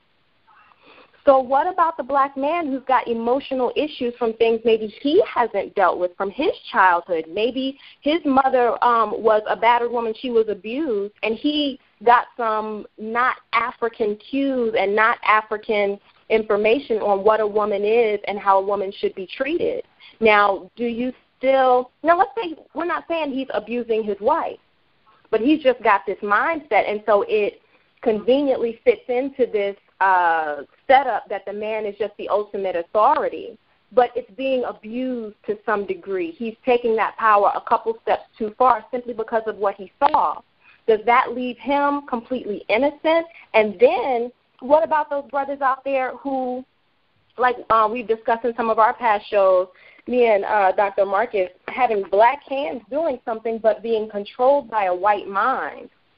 Well, I would say I definitely hear where you're going, but it's an excellent question, but it's actually a topic for a different show. This particular program is how a black woman can keep a black man. So that, which really is a reality of some things exist, those are realities, but they don't really fit into the context of what we're talking about here, because if a black woman is thinking like that, then she must have picked the wrong kind of guy. The assumption, that's why I said earlier in this, the assumption is that the woman picked a decent guy or wants a decent black man, which means the assumption is she has a decent brother. So if a black woman has a decent brother, I'll give you again, I'm going back to my household. I have a daughter and a son. When my daughter walks around this house, she respects her mother, but she don't listen to her mother like she listens to me. It don't have nothing to do with me. I have not taught her that. As a matter of fact, when I come in and see her mother telling her something, she ain't listen. I say, hey, you heard what your mother said. And she chills out right away, which means she has a natural inclination to know I'm not playing with her. I'm not like her mother. I love her just as much as her mother, but I'm not going to sit there and negotiate with her about doing something. She's going to do it because I said so. She knows that. Now, I don't know how she knows that, but she knows that. And I'm going to defend the mother's statements. You can ask my queen that. Anything she tell that little girl to do, if she don't do it, I'm right there and I'm like, you better listen to what your mother said. So there's a natural sense of authority. Now, here's the problem. If the black woman does not show the black man she's with that authority, then the children won't give him that authority. And when there's no one in the house that has the last say of authority that everybody listens to, you have a house that's destined for confusion. That'd be my position, or at least my experience. And let me jump in, too, because I mentioned this a little bit in the book, but I actually have witnessed this for myself. I've seen women who are not respectful towards their man. Their man tell them do something, they're like, yeah, whatever. And the children tend to have the same reaction to the mother and the father. Yeah, whatever. If you have the man as the authority, like in my house, obviously anybody listens to me knows I have a strong personality. It would be very hard to dominate me. But, if my husband... Slightly. I have my moments. Lady Shabazz, are we talking about the same sister? Yes, my husband definitely has his hands full. He will tell you that he's smirking right now. So I'm not dominated or anything like that, but I do realize because I chose him and because I thought in my mind he is wise enough to guide the household, if he says we're going to do something one way and I don't agree, I'm probably going to tell him, I'm not sure about that. I'm not sure if that's the proper thing that we should be doing. If he sticks to it, all right, fine. Then I'm going to go through other ways, talk to him, whisper things in his ears. Sometimes you can change their mind without them even knowing you're changing their mind. They'll think that they came up with it on their own, and, he'll go along with it. Now, sometimes he's just like, no, this is how it's going to be. And I have to understand that as a man, he's not thinking the same as me. He may know something I don't know. It may be for protection. When it comes to authority, we don't like that word because it insinuates control. But there is a level of control because you can't protect something that you can't control. If I want to go down the street and he says, no, you're not, don't do that, and I say, well, I'm going to go anyway, well, he can't protect me at that point. It could be because, maybe there's a vacant house down there and something's going on, or maybe there's a stray pit bull lurking around the neighborhood I don't know about that he's seen. He may not always want to tell me the reason, but because I have a quality man, I'm pretty comfortable that the reason's going to be a good one. I might still bug him and try to find out what it is, but I know he's not saying something just to be a jerk. There's a reason behind it. But when you have children and they see you placing the father as the authority, when he says do something, you do it. Now, maybe you negotiate a little bit, but ultimately they know he has the last word. You're listening to him. They are more apt to listen to him and you because their respect for him is through the roof. Their respect for you is through the roof, and there's peace in that household. So when you say, go do something, 9 times out of 10, they're going to do it. And if they don't do it, you can say, boy, you messed up now. I'm going to tell your daddy. And the terror that's going to come through those children, they're going to act right because you have instilled the father as that role model. And that's something that's missing with a lot of black women who not only don't respect the father, but talk down about the father. They'll even tell the children, I don't care what your father say, you do what I say to do. Well, you're going to lose your control of your children, especially your sons. Once they, get to a certain age and they're taller than you and stronger than you, they're not going to listen anymore. And by that point, they don't respect the father, so you don't have that natural reinforcement that you would normally have. So I think that it actually is good for the children when you have that. Now, of course, this is in a healthy way. I'm not talking about because I used to have a friend who had a ridiculous husband. I couldn't stand him. I still really don't like him much to this day because of how he acted. I'm not talking about those emotionally unstable people. I'm talking about a warm, healthy relationship that just needs to be smoothed out because there's going to be those rough edges, and you just have to know how to deal with that effectively. Now, we will be coming to the phone line in just a moment. If you want to. I'm sorry. I wanted to, right before you did that, if I could throw in a helpful hint there. It was just right there in line with what you were saying. Okay. It says, there are ways to express your views and get your way at home. See, says somebody out here telling you, teaching you how to get whatever you want. In most circumstances, direct confrontation and rebellion are not productive. Exactly. I believe in that. We're going to talk about that a little bit more. I just wanted to let everybody know who called in. If you want to get in the Q&A, if you have a question or a comment, just hit *6 and we'll come to you in just a moment. The number is 760-569-7676. Participation code 948656#. So if you have anything to say, feel free to just *6 in. So I don't know. Like I said, we may not come to an agreement on everything, but I hope I'm making that a little bit more clear because I would never want to set up a situation where some woman is just in the corner shivering and cowing down to some, psychopath. That's definitely not what I'm talking about. This is assuming that there's a warm friendship, a bond, and that kind of relationship, a healthy relationship with two pretty healthy individuals, as healthy as you can be raised in this society, and not something more sinister than that. Understood, and I can definitely see where you're coming from. Okay. Any other complaints from the irritated Genie of Soufeese? Yeah, let me see. I love complaining. Yeah. Let's see. Yeah. and this is coming from understanding the fact that our whole social environment has been turned upside down, inside out. So I do want to, because some of the things the sister was saying, in my mind, come from the fact that the reality is it's not no overwhelming number of really strong, good, decent brothers out there that you can just find on any corner. So the reality is every brother ain't like that. But one of the things that black women need to start learning how to do, and again, I said, we're assuming that a woman has a good man or wants a good man, and she's trying to figure out once she gets a good man, what she needs to do to keep him. We talked about, on some level, whether we agree 100% of the time or a lot of the time, conceding to the authority. Another thing that's really important, have to be able to ask for and take constructive criticism.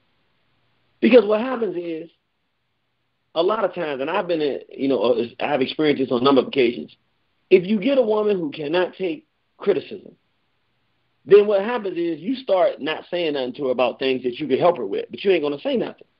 Because anytime you try to say something, it becomes this huge thing. She can't take constructive criticism. So you are handicapped as a man. You have to make a decision.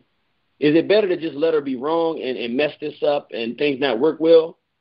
Or can I actually say something to her that can help make a situation better?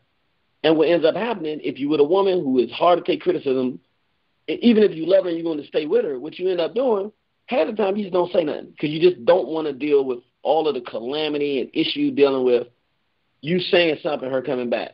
You said calamity. Yeah, it's a calamity, man. It's a calamity. It's like, God, I want to say this, but when I say it, World War V is going to start. So do I want to stay in peace and let her crash? I don't mean physically crash, but I mean whatever it is not going to work well, or do I just not say nothing and let everything fall apart but remain peaceful? Because if I say something, then I got to see her attitude and puffing and all this stuff. And I ain't going to lie. In those situations, a lot of times, you just stay quiet, man. Just because you're so desperate to keep peace. So what happens is you can't really help your woman as much as you would like to. Black women who like their man to say something and like their man to tell them something, do you think this doesn't look appropriate? I think it's a little short. Okay, let me go change something. A woman like that, everything a man can think of to do something to help her and make her life better, he's going to always say something because she takes it well. So if she takes it in a positive way, a lot of times he's going to go the extra mile to make sure everything, you got this, babe, you got that, because it's not a fight and a war when he does it. Other than that, you're going to find men who kind of don't say a whole lot around the house.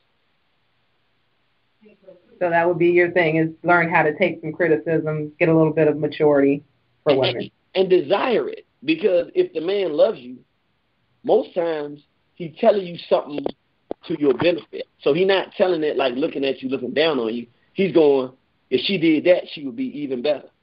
Like for instance, a woman will say, she might have an argument with somebody about something. And then she say, look, this is what happened. What you think about it? And the man really knows, okay, she don't really mean what I think about it. She means take my side. So that's a horrible example. You must be living in the Muhammad Shabazz household. Right, you never experienced that. Right, so it's like he could give her the real reality to see it objectively so she can say, wow, maybe I was wrong. Let me call him back and let me correct that. Maybe the situation will get resolved and good things will come out of it. But he knows that if he does that, why you taking somebody else's side than mine? I thought we were in it together. So he's like, you know what? I'm going to just tell her she right. Man, you might lose money. You might lose a friendship. You might be dead wrong when you think you're right, looking like a jerk and a fool in a situation. He ain't going to say nothing, no, because he don't want no beef. So if you want a man that's going to say something, develop that maturity and that ability to take criticism and look for it. And then if the man is a good man and is a wise man, he'll share with you probably increasing the quality of your life tenfold. Okay, so how do we reverse that? Because I get a little too much of that criticism. I think he feels a little too free to let me know that I shouldn't be hollering and fussing at people. How do we reverse that? Just react badly and it'll all go away and stop? You need it. So he got to do it double time, because if he don't, he going to lose all control in that house. So I ain't talking about Brother Davis. Turn it up double time, Brother David. Double time. Oh, God. Any comments on that, sister? Yeah. That's a tough one because it's just not easy a lot of times to hear criticism. So it is a work in maturity to get to the place to where you like it and then to get as far as to desire it.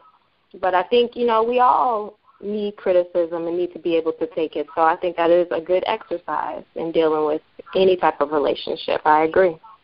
Now, see, if that was the one thing you were supposed to disagree with, it was supposed to be that. So somebody on this line, I'm not going to say who, but somebody don't like criticism. I don't know who it might be. I don't mind criticism. I mind criticism when it's about a beef, because I'm usually right when it comes to beefing. They usually deserve what they get. Criticism, let me tell you something, and I really mean this. This is why I like criticism. I used to have difficulty taking criticism in the past. What I realized is when I had difficulty taking criticism, people stopped criticizing or telling me stuff as much. And what happened is once I looked back and got mature enough to see where I was wrong, I would remember the conversation when somebody was trying to tell me something. I was like, man, I could have corrected this so much sooner. Now, I drive people nuts. You know this. Okay, ladies and gents, what do you think about this? What do you think about that? Okay, what do you think about this? What do you think about that? Okay, I'll ask people 150 million questions because it's no longer about my ego and how I feel. I want to win. So if you want to win and be effective in life, other people have ideas. You don't have to take them, but at least you can be aware of what the next person is thinking, so you can weigh it and see if this other way is better. The criticism shouldn't knock you down. It's going to make you better so you're more effective. Once people actually test it and try it, what you'll find is it increases the quality of your life. And it becomes something, like for me, I can't live without any form of criticism. I got to have somebody that I trust and respect, or someone who's neutral and honest to ask a question, because I want to be as effective as I can in what I'm doing. And I can't do that if I can't hear somebody say, nah, that didn't work because this, people they heard what you said, but you didn't provide any proof. Or, yeah, you got all the information, but it's not relevant to their life. I got to hear that so I can say, okay, then here's the next thing I got to do. And I think if black women would take that perspective in their relationships, again, I've never seen a situation, unless you just got a dude that's just a female kind of dude that's always nagging and stuff like that. I don't know why you put that dude anyway, but your average dude, he only wants to tell a woman something if it's going to make her better and do good by her. So it's only going to make you that much more attractive, that much more desirable, that much more effective, that much more likable in everything that you do if you got a good man. All right. So I got to humble myself and follow my own advice. Fine. Yep, I got a book in front of me that says you got to do it. All right. We do have one call in queue, and for the people who just called in, if you want to get in on the conversation, just hit *6, and we will come to your line. 5121, you're live on War on the Horizon. Hello. Hi. Hi, how are you? Good. How are you? I'm fine. I'm calling in from Michigan. Oh, you're a neighbor of mine. Cool. Yes, I just wanted to say that I think that we live in a world where competition is so stressed, and we have a hard time balancing when to have competition and when not to. And a lot of times that gets mixed in with in the home between the man and the woman a lot of times. And we have to learn as African people to connect with each other's energy so that we can sense when something is going on, sense how to approach a situation, how to approach one another, and just having that bond so that things can flow smoothly. But because of us losing touch a lot of times with that spirituality, it makes things a little difficult.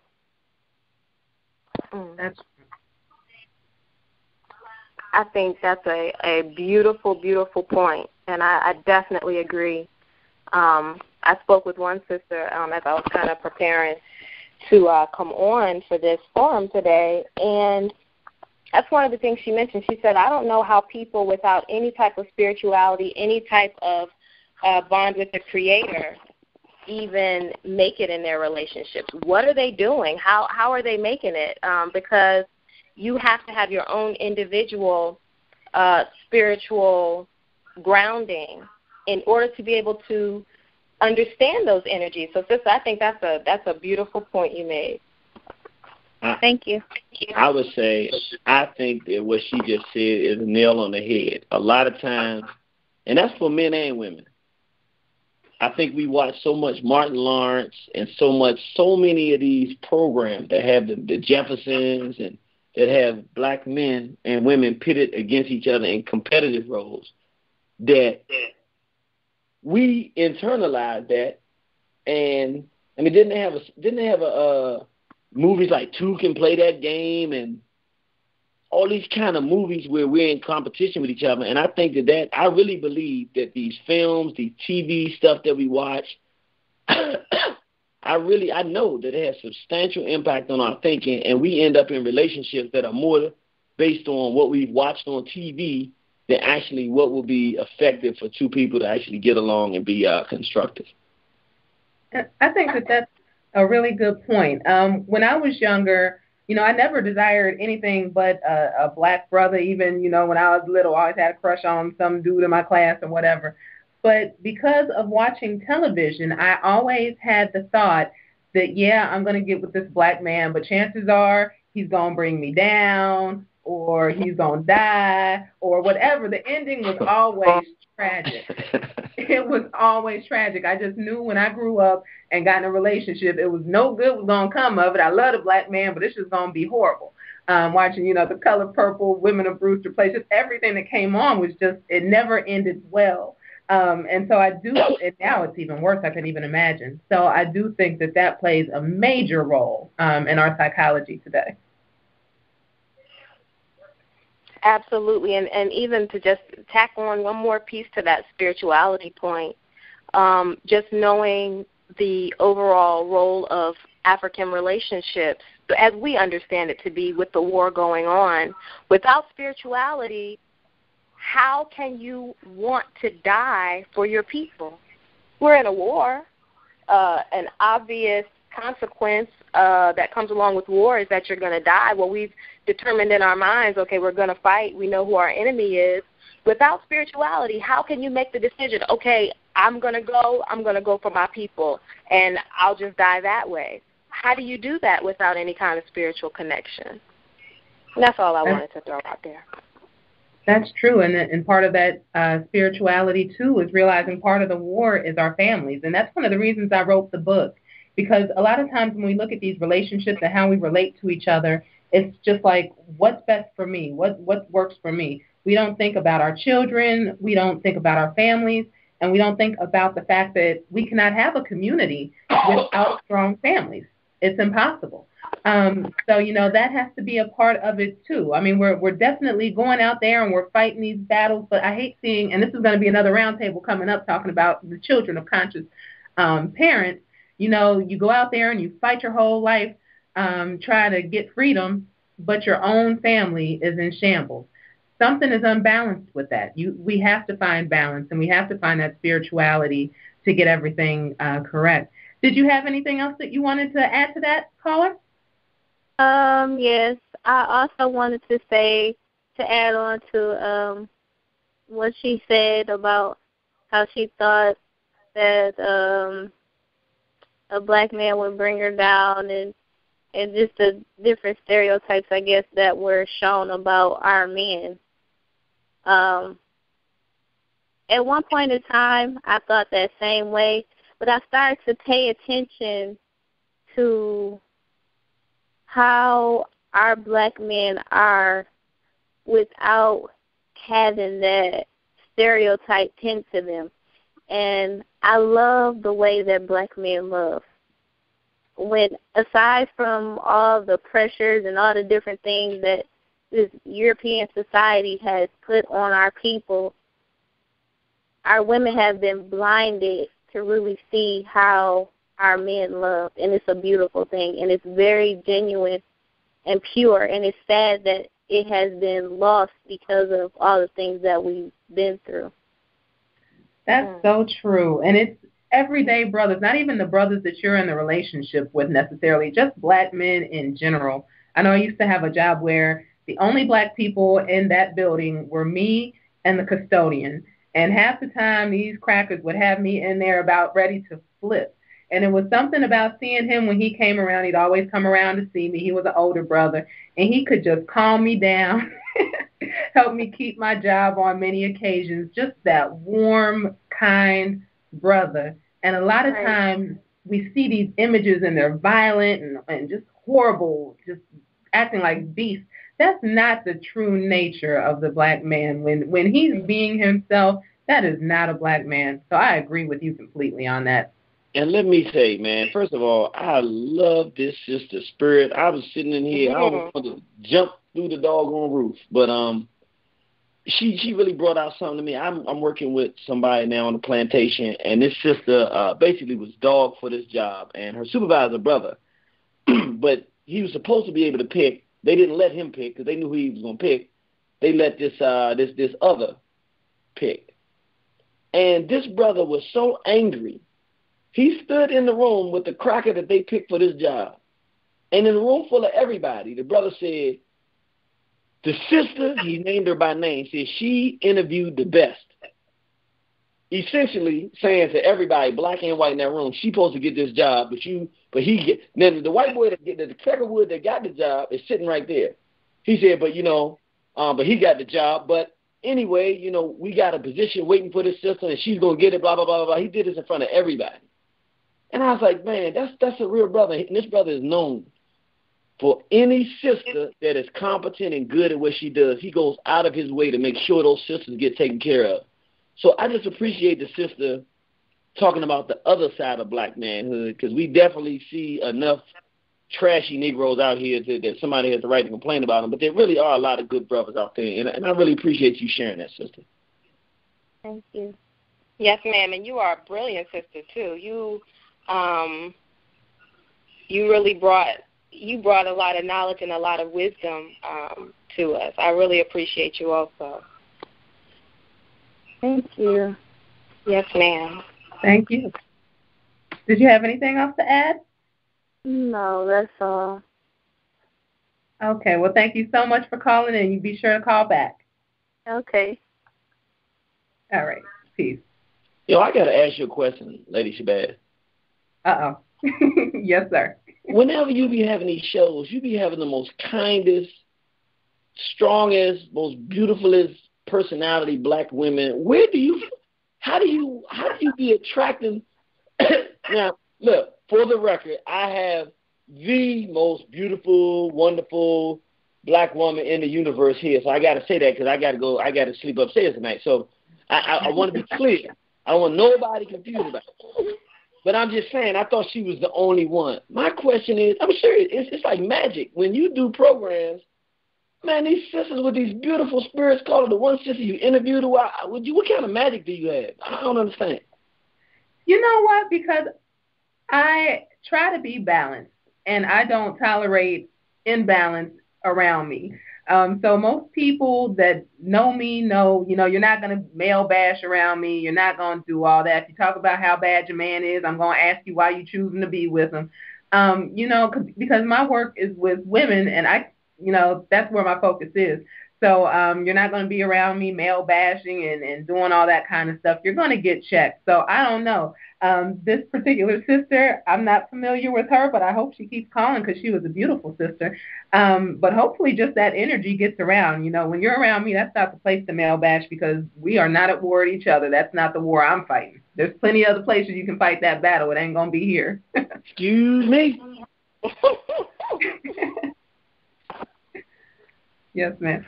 Well, Sister Aaliyah, any ideas from you on what we can do to keep a good household and take care of our men better than what we've been doing so far? Well, like I said, it starts with getting to know ourselves as sisters, what's holding us back and why, and not holding our men responsible for that. having a relationship with the Creator, like I said, understanding the natural differences between yourself and that black man and what he's facing and where he's at and how you can empower him instead of taking from him or trying to seek power over him. So I know I may have had a few, different ideas and beliefs, but I understand a lot of the things that hold black women back. I just, believe that it should be fair on both sides. But as sisters, sometimes we have to understand we have to find the ways to build up our men also.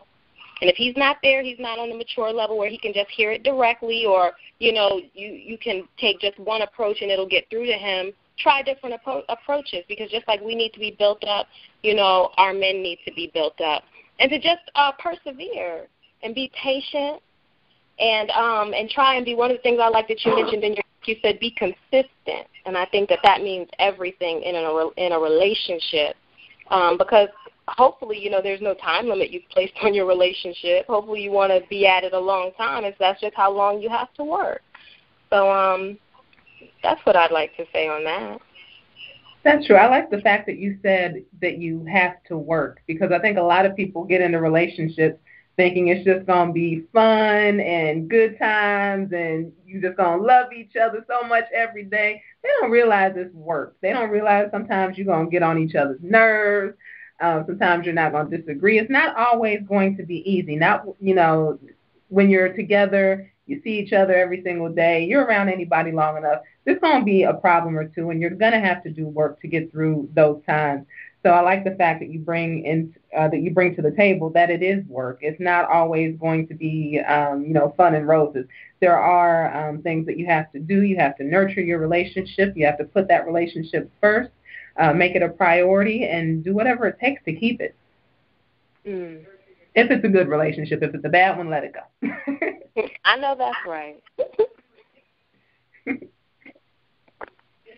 One thing I did want to ask you, Sister Shabazz, how do you deal with the moments? Like, we have all these blanket things we can say you should do, but what about the moment when you're just not in the mood? You got something else going on with you, whatever else is taking your attention at the time. What do you do when you're just not in the mood to have to deal with another person and you're in this relationship? You can't get out just because you're not in the mood. How do you deal with those moments? Oh, I'm quick to very politely tell somebody, I can't deal with this right now. And my husband's very understanding about that because I make sure that he has his time. If he needs time to himself, go ahead and go if you want to, whatever you need to do. So it's not looked at as anything negative usually. If I say, this is something I can't deal with right now, and I go do whatever I like to do. I'll go and cook some stuff. I'll go sew something, go exercise, get on Facebook, whatever. But it's never a thing where, I'm forced to, I have to deal with this right now. No, sometimes he's not able to deal with me. Sometimes I'm not able to deal with him in the moment. And that's a good thing because if you force something, and I used to be really bad at this, I still am at sometimes, you want to force something. No, we have to deal with this right now. Well, if you force somebody to do that, they're probably going to say some things that they're going to regret later because emotions escalate. It helps a lot of times if you tell somebody, like, look, we will handle this. Give me, a couple hours, or let's cool down, talk about it tomorrow, depending on how bad the situation is. Because then you have a chance to calm down and think rationally and then do whatever you have to do. But you don't always have to do something right then in the moment. A lot of times that's the worst thing that you can do if you're very heated because you're not thinking rationally, especially if you both have tempers. And me and my husband are born 4 days apart. We're both very fiery. So sometimes we just have to be like, okay, I'll deal with you in a minute. Let's go watch a movie or do something, and we'll come back and deal with this later because you're getting on my nerves right now. So what if it's not an argument per se, but say it's tending to his needs at a particular time when you just aren't feeling it? You don't feel like, I don't want to say cooking because, you seem to like that a lot. It might not be something hard for you to push out and do even if you don't feel like it, and especially because people got to eat every day, most of the time several times a day. So, you're used to that mode. But just something else to tend to something he needs that has nothing to do with you, and you just don't feel like it? You know what? I really don't have a lot of those moments because he really doesn't ask a lot of me. And I'm the kind of person where I enjoy being nurturing.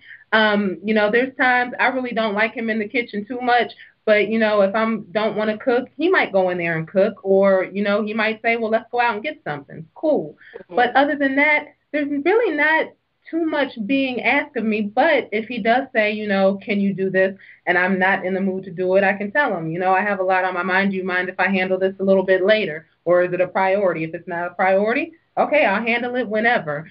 I have no time, and that's a bad thing about me. I will make time for people, probably a little bit too much, but that's really not too much of an issue. But you do have to feel free to speak up, especially if you have children and you're tired and you're working. Our schedules get hectic, so you just have to communicate. And if you have a decent man, he's not going to want you all tired and grumpy and not able to cope. He'll know, okay, I'm asking too much. She'll deal with it in a minute. Okay, I don't want to bludgeon it, but what about sex in that way? You're not in the mood. Oh, you know what? Because I talk about that in the book. If you are not in the mood, my suggestion is, well, number one, it's due to a few different things usually. Number one, are you not in the mood because he made you angry?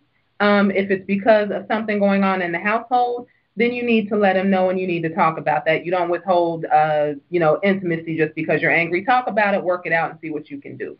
If it's because you're tired, then you let him know, I'm really tired, whatever. But what I found, especially with young people, if you're not in the mood, a lot of times if you give him a chance, he can get you in the mood. And if he can't get you in the mood, then you're just not in the mood, fine.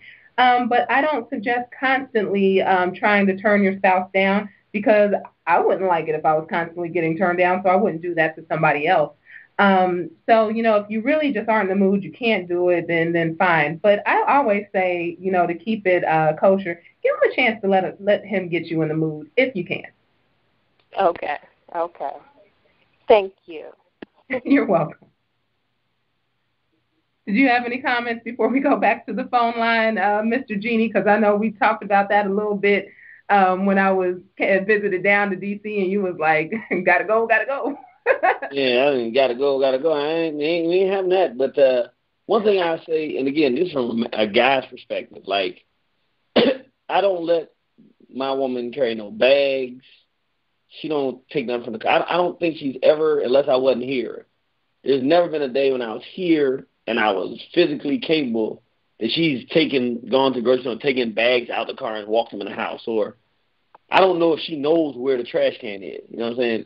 I take all the trash out and stuff like that. There's times when she'll ask me to do it, and I swear, I'd be the most exhausted human being. I'd have the worst, longest day in the world. My philosophy is shut up and do it. I just do it because my philosophy is she do all this other stuff around here, and I know half the time she don't feel like it. I'm not going to start an issue with something that I just get off my lazy behind. And it ain't really lazy. Sometimes I legitimately am tired. I'm going to get it. I'm going to walk around the house, take every piece of trash, put it in the thing, take it up, fold it up. I'm going to take it out. I'm just going to do it religiously, and I don't give her no complaints about it, and I don't wait. I don't say, let me wait another 10 minutes to do it. Whenever she asks it, she don't know this. But I have a definitive mentality so that I won't forget. If she asks for it to be done, I just do it. So it's religiously done. She asks, it's done right away so that I can't say I forgot. So that at least there's something that I know that I'm adding a value on a regular, consistent basis that alleviates something that I can tell she's, Miss Prissy, she don't want to be doing that kind of stuff. I make it easy for her not to do it because she ain't got the big. It don't matter how angry I am. We argue. If she asks for it, it's done religiously. To me, I think it works because I don't ever hear her complaining about it. So his response is shut up and do it. That's what I do. I'm saying that's what I do. I'm not telling nobody else what to do. It might don't work for you. But for me, if it's something that I say is a responsibility I take, if my woman asks me to do it, then I just go ahead and do it. And do you expect the same in return because you do that she should do the same thing? I can't say that because I have a bad attitude towards being told no by a woman. So I don't want to put my bad attitude on it and then say that that's reasonable. So I don't like being told no by a woman, period. So it's not really that reasonable. So I don't get mad when they do it. I realize, hey, you're really an unreasonable guy. You don't ever expect a woman to say no about anything. So I don't make a judgment on it. That's how I do it. Okay. No, I realize I'm unreasonable. I like yeses. I just like yes. I like the word yes. All right, and we are going right back to the phone line in one moment. I did just want to add, though, when speaking about sex, one thing that I talked about in the book, because I know that's a big problem with women because we're so busy. We're working, we're taking care of the children, we're taking care of our man, we're doing all this stuff. And, you know, sometimes maybe you really just aren't feeling like doing it. And one thing that I suggested for those moments are just good old-fashioned quickies because men usually don't need a long, drawn-out thing. It's over and done with. You can go about your business. He'll shut up, and everything will be fine. Now, like I said, if there's really a reason why you don't want to do it, then, you know, that's on you. But it's not a good thing to get in the habit of doing because when you – and I even got into it. It's kind of like spirituality. That's a way of balancing each other. And without that connection, going too long without that physical connection, you really start drifting apart a little bit. There's something about that intimate connection that really fosters that relationship. So that's one of the reasons why I say, you know, if you can try to, you know, get yourself in the mood, then do it. If you can't, then you can't. But don't let that be an everyday occurrence because that's not good for the relationship. That's not keeping you balanced and in tune. That's the closest that you can get to somebody. It's a spiritual thing. It's not some perverse thing like we've been brought up to believe. And you need that connection. It's not a bad thing. So, can I come now? I can say this. Some of the times when I'm the angriest, and I have a hot temper. I'm a hot-tempered person, so I can get really angry. I will admit there's something about the sexual experience with somebody you love that kind of has a healing power that can make you kind of get over a lot of the anger that you're dealing with. I really think that, of course, you don't want to use it just whenever y'all get angry because that becomes a bad habit, but I agree with you wholeheartedly. I think that it's real dangerous for two people to be in an intimate relationship and to never be intimate because you really do, I don't know why, but you really do drift away. I just wanted to second what you're saying. I've noticed that, and just those intimacies on a pretty regular basis can keep a relationship working that otherwise could start to get rocky. Any feedback on that, Sister YaaYaa?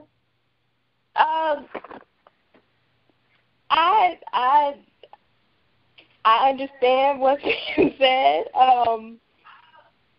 and I think it's different for a lot of people, and how the act can be used. And I did want to throw that out there just to see, just out of curiosity, what you guys had to say on that matter. Definitely. All right. 4119, you're live. Peace, family. This is Brother Sharif. Peace, Brother Sharif. How y'all doing? Good. All right. My brother, Brother Genie. How you doing, bro? Hey, man, now that I'm hearing you, I'm all right, brother. All right. And peace to the new sister on board. I'm not familiar with you, but I like what I hear from you. Peace to you. Thanks a lot. Yeah.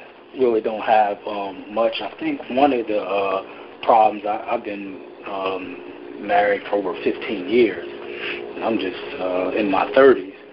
And one thing that I see that struggles a lot with marriage and relationships is I was reading this book. I don't know if you guys are familiar with it. It's called African American Psychic Trauma. And it has a picture of a baby on the front. It's by Abdul Latif. But anyway, in the book, he talks about a reason why a lot of our relationships suffer is we don't have the African village that we here in America that we used to have in Africa. Meaning, if there was a problem with a relationship. Back in Africa, there was no such thing as divorce, meaning we could go to an auntie, an uncle, or someone respected in that village to help remedy the problem. So, like me and my wife, we're just here in North Carolina. If we have a problem, we really don't have no one to turn to. So you can imagine with all the drama, going on wherever, how things can quickly, spiral out of control. And I can see why people are in divorce court after 6 months or, down the domestic relations office, because we don't have, that community to help us through these things. Like you mentioned earlier, there's no book or no class. We don't really have anything to help us through these things. So my question is how, where's that safety net? How can we, turn, who can, our people turn to? And then my second question is, how can we get this information to the people who really need it? Because, most of us are conscious. Like Brother Genie ain't really going to get too far out of pocket because he's conscious. Lady Shabazz, you guys ain't really, we all have struggles, but we're really not going to get too far out of pocket because we have, some kind of connection with consciousness and being responsible and accountable. But how can we get this information to our people? The drama that we see on Facebook in our own family, they're the ones that really need this information. And we go to lectures and stuff, unless y'all see something that I don't, they're the ones that are never there. Just the people that pretty much know what's going on is there, but I really don't see the people that really need to hear this stuff there. So how do we get that to them? Well, I would say Lady Shabazz's book is very, very good. It's a great reference. In addition to that, Complementarity by Baba Mwalimu Baruti is it's a small book. It's not very drawn out and extensive, but it puts into perspective what an African relationship should be based on and a way to approach it that's a little more healthy than what we are able to see, like you said, Facebook and all these other places, cockamamie places where people are going for advice. So I would say that. I would agree. One thing that I've made a habit out of, and I offend people with this statement, but I really don't care, relationships are not theoretical. So I do not take advice from anybody that does not have practical application. If you have not had a long-term positive relationship, I will not accept advice from you, and I will let you know that your advice is not welcome. A lot of us take advice from just anybody, and I think that that's really damaging because unless you've been in a long-term positive relationship at least once in your life, there's certain things you just aren't going to get, you just aren't going to understand. Some things are not going to sound right to you. So we have to be careful about where we get that knowledge from. And I agree that Baruti is a great source. I love him and his wife are just beautiful, and you can tell that they are authentic. Just elders in general who have actually been positive and had positive relationships can give you a lot of wisdom, even, if they have messed up, in their own life at certain times. A lot of times they've learned and they can put you on to what you should and shouldn't do. So I would say that I avoid a lot of unsolicited advice from people who are not successful in having a relationship themselves.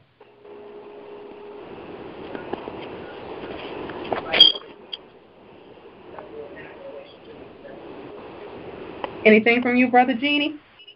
I agree wholeheartedly. I mean, if I was looking at relationships, I kind of go with what the sister said here. I look at people whose relationships are working the way that I would want my relationship to work. And certainly if I was going to say where people could take notes from, of course, my Baba's Baba Kwesi, Brother Baba Baruti, people like that. But, to be 100% honest, I'm a little bit, just to be 100% honest, I'm a little bit, right or left of the we all balance, we all together, we all, make decisions and it's medium 50-50 stuff. I'm a little bit center of that, so I kind of set my own kind of way I want the relationship to work because I'm not a 50-50 person. I want to be in control. Not in control of the person. I don't want a person I have to tell what to do. That's not no good. I want a person that's going to tell me hey, you should do this, that, and the other. But, like, I don't want to be fighting for authority. I don't want no debate about who's the authority. I can't operate under those circumstances. So, like, I don't buy the kind of we all make decisions together. If it's a good decision and it's going to work for the people, I'm going to make it, and I'm going to nicely ask permission. And then if the permission is granted, then we'll do it. If the permission is not granted, we're going to do it anyway. I don't really care. I'm marching to the beat of liberation. So I think that those other resources are great, but honestly, for, like, the guys out there that are like me, the kind of straightforward, real direct kind of guys that are kind of alpha guys, I really think we need an alpha male kind of, like, her book, your book, what I love about it. It's good for an alpha male kind of guy like me. This is the kind of woman I could actually work with and do it because she's going to be strong. She knows how to get whatever she wants out of me, but she knows she's not going to do it directly. She's going to be in control while she lets me feel like I'm in control and directing things. And when I really make my mind up with something, she's going to go with me and support me. So even if I'm wrong, I'm not going to fall because she's going to be right there with me. This book allows a guy like me to imagine a black woman who I could get along with 100% of the time and always cherish, because in my mind, I wouldn't even know how much she don't agree with some of the stuff I'm doing because she's with me, and that's how I feel. And I haven't seen a bunch of resources that make me feel that way. This book ain't like one of them 50-50, we all in it together type stuff. It's more like, black woman, this is how you have a relationship where you're winning and your man loves you. And it puts the black woman in control by telling her she can't lord in front of her man like she is in control. It to me, it's brilliant. Everybody wins. And you know what? That's one reason why I wrote the book, because I was looking for good relationship books, because people always ask me for book recommendations. And I found that I had to recommend like 7 or 8 books, and it still didn't capture us because so many of them were not written by black people for black people. So I wanted to come in a nationalistic kind of way, but still give the information that I found to be good. And you know, a lot of women have issues with just the whole premise of the book itself. I've heard, I'm not even going to read that. That's obviously not for me. Well, it probably isn't for you. But I've had no less than at least 6 or 7 brothers read the book, and all of them said, yeah, this is how we think. I don't understand why men think the way they do, but that's how they think, and this is a good way to be able to deal with them. And I know it works because, see, I'll be playing the Jedi mind trick on Genie. He don't even know it. We talk sometimes, and I'll tell him something, and he don't be paying no attention to me. I already know that. And then, like, 2 months later, he'll come back and be like, yeah, well, what about blah, blah, blah? And I'm like, I told you that. Oh, you said that? Oh, okay. He don't even know. So yeah, you be suggesting stuff a lot, and then when it don't work out, then you also come back to Irritated, Genie, complain, and we ain't talk about that facet of it either. No, but no, I really know that you do be probably doing it, because I'm glad Sister Nefertari not on the line, that she would tell you, I will quickly forget some great idea somebody threw out there and then replenish it like I came up with it. So I do believe the sister's being accurate in that. And as you can see, Nefertari got her hands full with Brother Genie, let me tell you. But if it worked with Brother Genie, it'll work with anybody. That's right. That sister got her hands full. I thought David had it bad. Goodness gracious. Anything else for us, Brother Sharif? No, that's all. You guys answered the question. All right. Well, thank you so much for calling in. We always love hearing from you. Okay, thanks. You're welcome. Peace. All right. 5820, you're live on War on the Horizon. Good evening, and a BB for Hodie. This is Sister Adenike. How are you all doing? BB for Hodie. Fantastic. I just wanted to say welcome to Sister YaaYaa. Glad to have you on board. Thanks a lot. Okay. I just tuned in, and I had caught the segment where you were speaking. You were speaking about sisters, having issues taking authority in their relationships. Well, what I find that in order for us to have a healthy relationship with our men, we have to first and foremost get to know ourselves. And that means also getting to know the ugly truth about ourselves and dealing with those head on. That way we don't take that type of baggage over to our men and what's the word I'm looking for, sabotaging the relationship. And going forward, I also wanted to say, reason being that I said this, not just from my own experience, but I've grown up where there was the majority of women. I've been raised around a large family. I'm talking about a family of 15 from my maternal grandparents, and the majority of the children were women, and including my mom. Has been very domineering. I've seen where the men have been, emasculated by my aunts, including from what I've seen first and foremost within my own immediate family. And it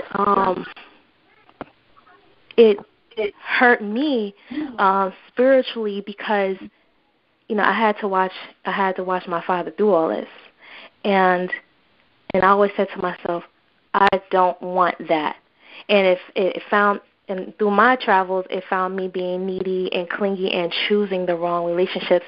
So what I decided to do when I found enough was enough and I became mature, I took a good look at myself, and I had to see what was the root of the problem. That way I can just get rid of it.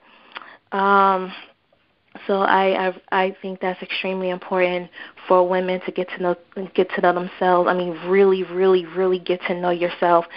Stop fighting it, and that way you won't. If you combat with yourself, you're going to combat with everybody, especially the man that you love. And when the relationship fails, it's always woe is me. What did I do? And not really seeing exactly what you have done. And also, and if you need to express to your mate those ugly truths, do it. Be open with him, be honest with him, keep it 100 with him. And he will not only respect you, but he will love you even more for you being that open, and it will make your bond even stronger. Peace. Peace. Thank you so much, sis. You're welcome. And I just wanted to also add, you had spoke about how sisters are we're very busy running around working, raising the children, and we don't have time to be intimate with our mates, our husbands. What I found to be very effective, if you're tired, work out. I work out a lot. That boosts endorphins, and those endorphins in turn help everything physically. When you're feeling good mentally from that workout, everything else falls into place. So you will have that energy to accommodate your mate. You'll be with him, and everything will be good. If you just take 20 minutes out, work out real hard, just get those endorphins up. And when he comes home, you're ready. That's all I wanted to say. I know that's right.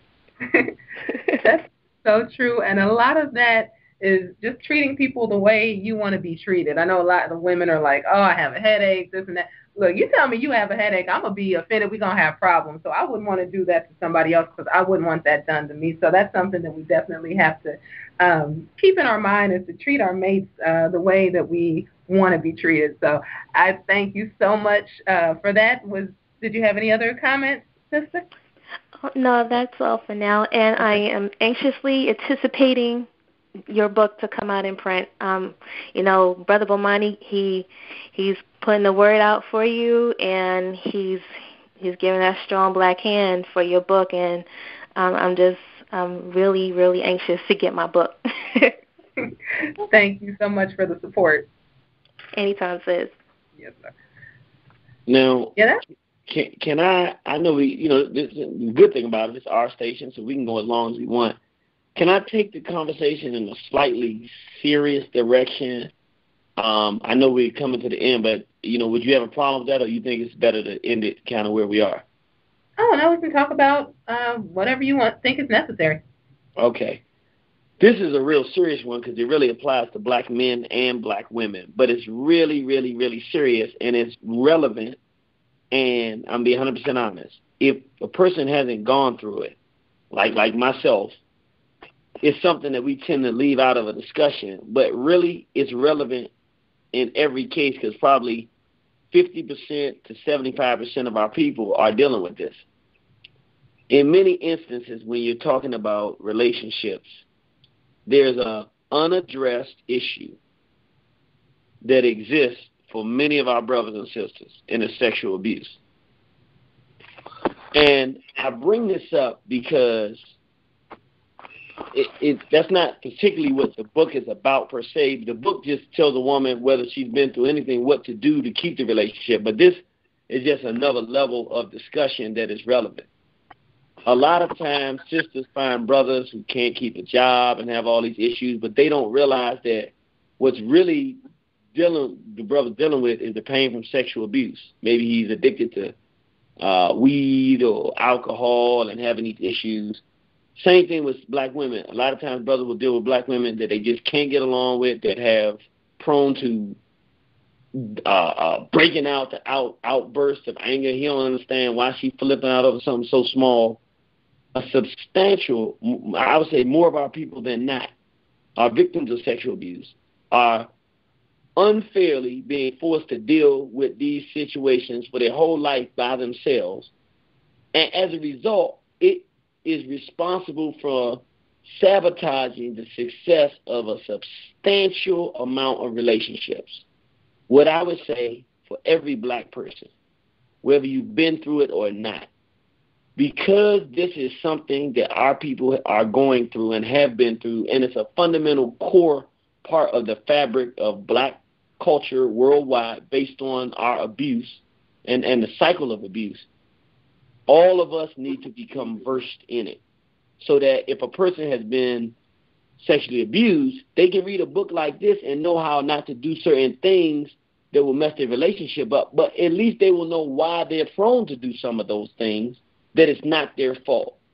And for the other person, for the black woman who's dealing with a brother who's been sexually abused and who's a good man but may be prone to some issues, if she knows enough about it to be able to talk about it with him in a way that doesn't make him feel bad and he can express it and he doesn't feel like he's lost anything, then she may be able to be an extra comfort for that man and help with a relationship where otherwise it could fall apart and she don't know why.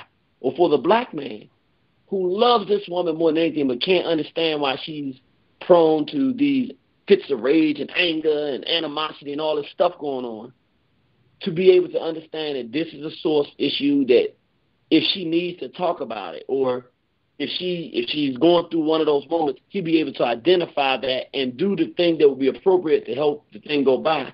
I think that we can save, I would say, if we were, as a race of people, conscious of how much this is impacting our people, men and women, I think that 50% of the relationships that we have that don't work could work if we were trained and aware of this and knew how to deal with these circumstances. I think that that's very true, and it's just, we haven't had training in how to deal with that, and I'm thinking if a man told me that he had been through something like that, I don't know what I would do, to be able to console him besides, of course, hugging and I'm there for you and it wasn't your fault. You've dealt with men a lot who have been through this. Do you have any idea of what a woman could do to kind of alleviate that? Because I know a lot of times men will go out and be super sexual or just all kinds of crazy stuff just to prove their manhood in that situation. And I think I'd be clueless as to what to do. I would say there's a few things you can do. the first thing is to make sure before you go any further. Well, you know, it wasn't your fault. That don't have any impact on you. No reflection of the man that you are. I mean, be real matter of factly. You got to let the man know that wasn't your fault, and it's no reflection of the man that you are that happened to you. You know that, right? Because he don't know that. He's sitting there wondering, no matter how small he was, shouldn't I have done something? Shouldn't I have fought back? And you got to be like, no, there's no way that you could have fought back then. And you say, if you did something like that now, I would have a problem. But, I mean, you can't blame yourself for that. So that's the first thing. The second thing, all of your tips about making a man feel like he's a man, when you know that your man's been through that, then you double your efforts to be feminine. You double your efforts to appreciate his masculinity, his manhood, and respect his authority. Because he's missing those things. No, not missing them. He questions his manhood based on that. And so when his woman sees him as a man and treats him like a man, it helps rebuilding the process. She don't have to say what she's doing. She's just doing it. So to be conscious of it, to make sure you make it clear to him that it's not his fault, and then don't treat him no different. Don't treat him any differently because you feel sorry about it. Treat him like the man you expect him to be, and constantly reinforce that he's a man and that you love the fact that he's a man. I think that goes a long way. Just like, and you probably be able to speak to this better than me, but let me throw this out there and you say if I'm wrong with this. If a man knows that a woman has been through that, then he has to be very cognizant of the things that he says. He doesn't want to say anything to give that woman the impression he doesn't respect women. Right. He definitely needs to recognize sometime when she gets a little quick-tempered or anything of that nature or something like that, he has to understand, okay, she's been through some things that makes her have some resentment towards men. It's not directed at me. Let me check the things I need to check, but give her a little bit of room to understand she's been through something that can create this, and she's working on it and not turning on me all the time. So I'll give her more room than I would give to just the average black woman who would just be prone to this kind of stuff for nothing. And I think from time to time, if he sees that topic comes up and the sister is might be thinking about it, or he feels that she might be thinking about it, be willing to talk to her, mostly listening. Because that's one, I don't think the woman wants a whole bunch from the man except for him to listen, and then maybe at the end say, well, nothing like that will ever happen again as long as I'm here. You know that, right? That kind of thing, that reassurance that you don't feel bad that happened to her, that it wasn't her fault, and that, as a man, you won't allow that to happen. I think those are the things that a man can do, with the woman understanding those situations exist. And I'd just like to, I know I don't want to prolong the show any longer, but it's important for how deep these issues run, for the actual victim to actually speak to somebody and invest some time into that healing process, because it is a healing process. So I just like to say that. I definitely agree with everything that was said. I think that that's a really good point, and it definitely needs to come out, because just because so many people are dealing with it, people that you wouldn't suspect and people that you look at every day and you wonder, okay, something's wrong with them, but you think they're just crazy, that they are dealing with stuff, and it does affect relationships. So I definitely think that was a good point to bring out, and that we need to be supportive of each other in that situation. Again, we're not at war with each other. It could have been a black man or a black woman that did these things to you, but there's always a white hand behind it. It was not the fault of the person you're with now, so we don't want to take it out on the person that we're with now. And we just have to do what we need to do to heal. We have to heal ourselves and heal our relationships. So I think that was definitely a good addition to the conversation. Absolutely.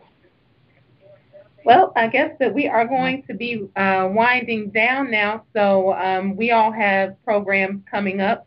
Does anybody know what the subject of their show will be for this week? Personally, I'm teeter-tottering, so I will let you know as soon as I've decided. Okay. I'm doing, and let me just go ahead and give credit right where it's due. Brother DJ and Kemet did an outstanding program this Tuesday on Django. And it was so good, it really made me really look at, I saw how effective that film was at doing what it was supposed to do. I want to talk about Django. Sounds good. I'm going to be going a little off course this week. I do have a program this week. I'm going to be dealing with superheroes and how they originated from Kemet. And we might deal with a little bit of manifestation as well. So we're going to tie in. It'll be a little bit of superheroes. It might get a slight bit metaphysical, nothing spacey. But we're going to do a little something. Oh, now hold up now. Now, if you're going to be bringing Xenu into this discussion and be water sprinkling, am I going to get wet? Is water going to be splashing through my computer? I think we've had enough Xenu indoctrination around us lately to last a long time, so there will be none of that. And then listen, I'm Judas, so I'm not going to be tolerating a whole bunch of bill beating and juniper root eating on the program. So I hope this manifest stuff you talking about ain't no supernatural something or another. I got to try to understand. I can't understand that, but we gonna trust you since you've been doing straight. We gonna trust you. I'm going to send some green aliens to your house specifically for you. Oh, Lord. Don't be sending no green freaks to my house. I don't like it when crackers come in here. I ain't going to know what to do with no green person. Can you shoot a green person? You can try. Oh, man. Are they like super fast? Well, I'm saying I want to know if these bambas can duck bullets or not, because a green bamba comes to this house, I'm not waiting to find out if he E.T. go home. I'm shooting. I don't think Xenu is any match for the irritated genie of Soufeese. I'm saying right now, I'm no disrespect to my Scientologist brothers and sisters out there, but if that Bama fly his spaceship here, and they look like one of them, what they call drones or something, if the Bama get out, come in this house, I'm shooting Xenu. I'm just keeping it. If I got my gun, I'm shooting them, because I ain't taking no chance on no green dude. You need a surface-to-air missile. I need a surface. I'm just shooting. I'm shooting with anything I got. I'm shooting at this thing. I'm not messing with no green bambas. I got enough with the crackers. I ain't waiting to figure out what the green one's going to do. Well, we will definitely wait around. We'll see next, not this coming Monday, but next Monday, how that works out, if Genie was able to finally defeat Lord Xenu, or if Genie took an L. One thing I did want to throw before we go, if anybody, because we did touch on some, like you said, a very serious topic as far as damage that's been done to people very deeply, and just to put it out there that in our re-Africanization service that we do, myself and Dr. Marcus, we do provide people with the time and the space to talk if they need to speak to somebody who can give them a proper perspective and walk them through the healing process. So I just wanted to put that out there in case people were wondering, where they could get some help in that area. So that's all. And I want to end by saying, Xenu in the trunk. Xenu in the trunk. Peace. Black Power family, I want you to get on this joint. Speak on the soul, brother. Dear white supremacy, you thought that you could finish me, but my elders told me you're my mob enemy. Sit down the energy to come at you relentlessly, and I won't give up to this justice for what you did to me. Crush you like a centipede, blessed with the strength, smart, and the speed, and the program that ends this misery. Turn my woman against me, and now she look at me like I don't respect her and can't protect the seeds. Ignorance and division is what religion breeds. And my mind is deeper than all the 7 seas. So with my 9, I creep up and all you'll ever see is dead crackers, click clacking and deadly melodies. No childish ways of my violent ways make me put my life on the line before I die in the cave. Look for truth in the sky, you can lie in the grave. Either die from AIDS or die from a gauge. Either fight for freedom or die as a slave. I'll send you back from whence you came because your mind's in the cave. I denounce your Nazism and your Zionist ways. I speak the truth through my words and what I shot on the page. Yeah, this cracker said I was laid off, and he broke out and he played off. Stress got me hot, killing Jews like Adolf. White supremacy, gay all the black president voting. I was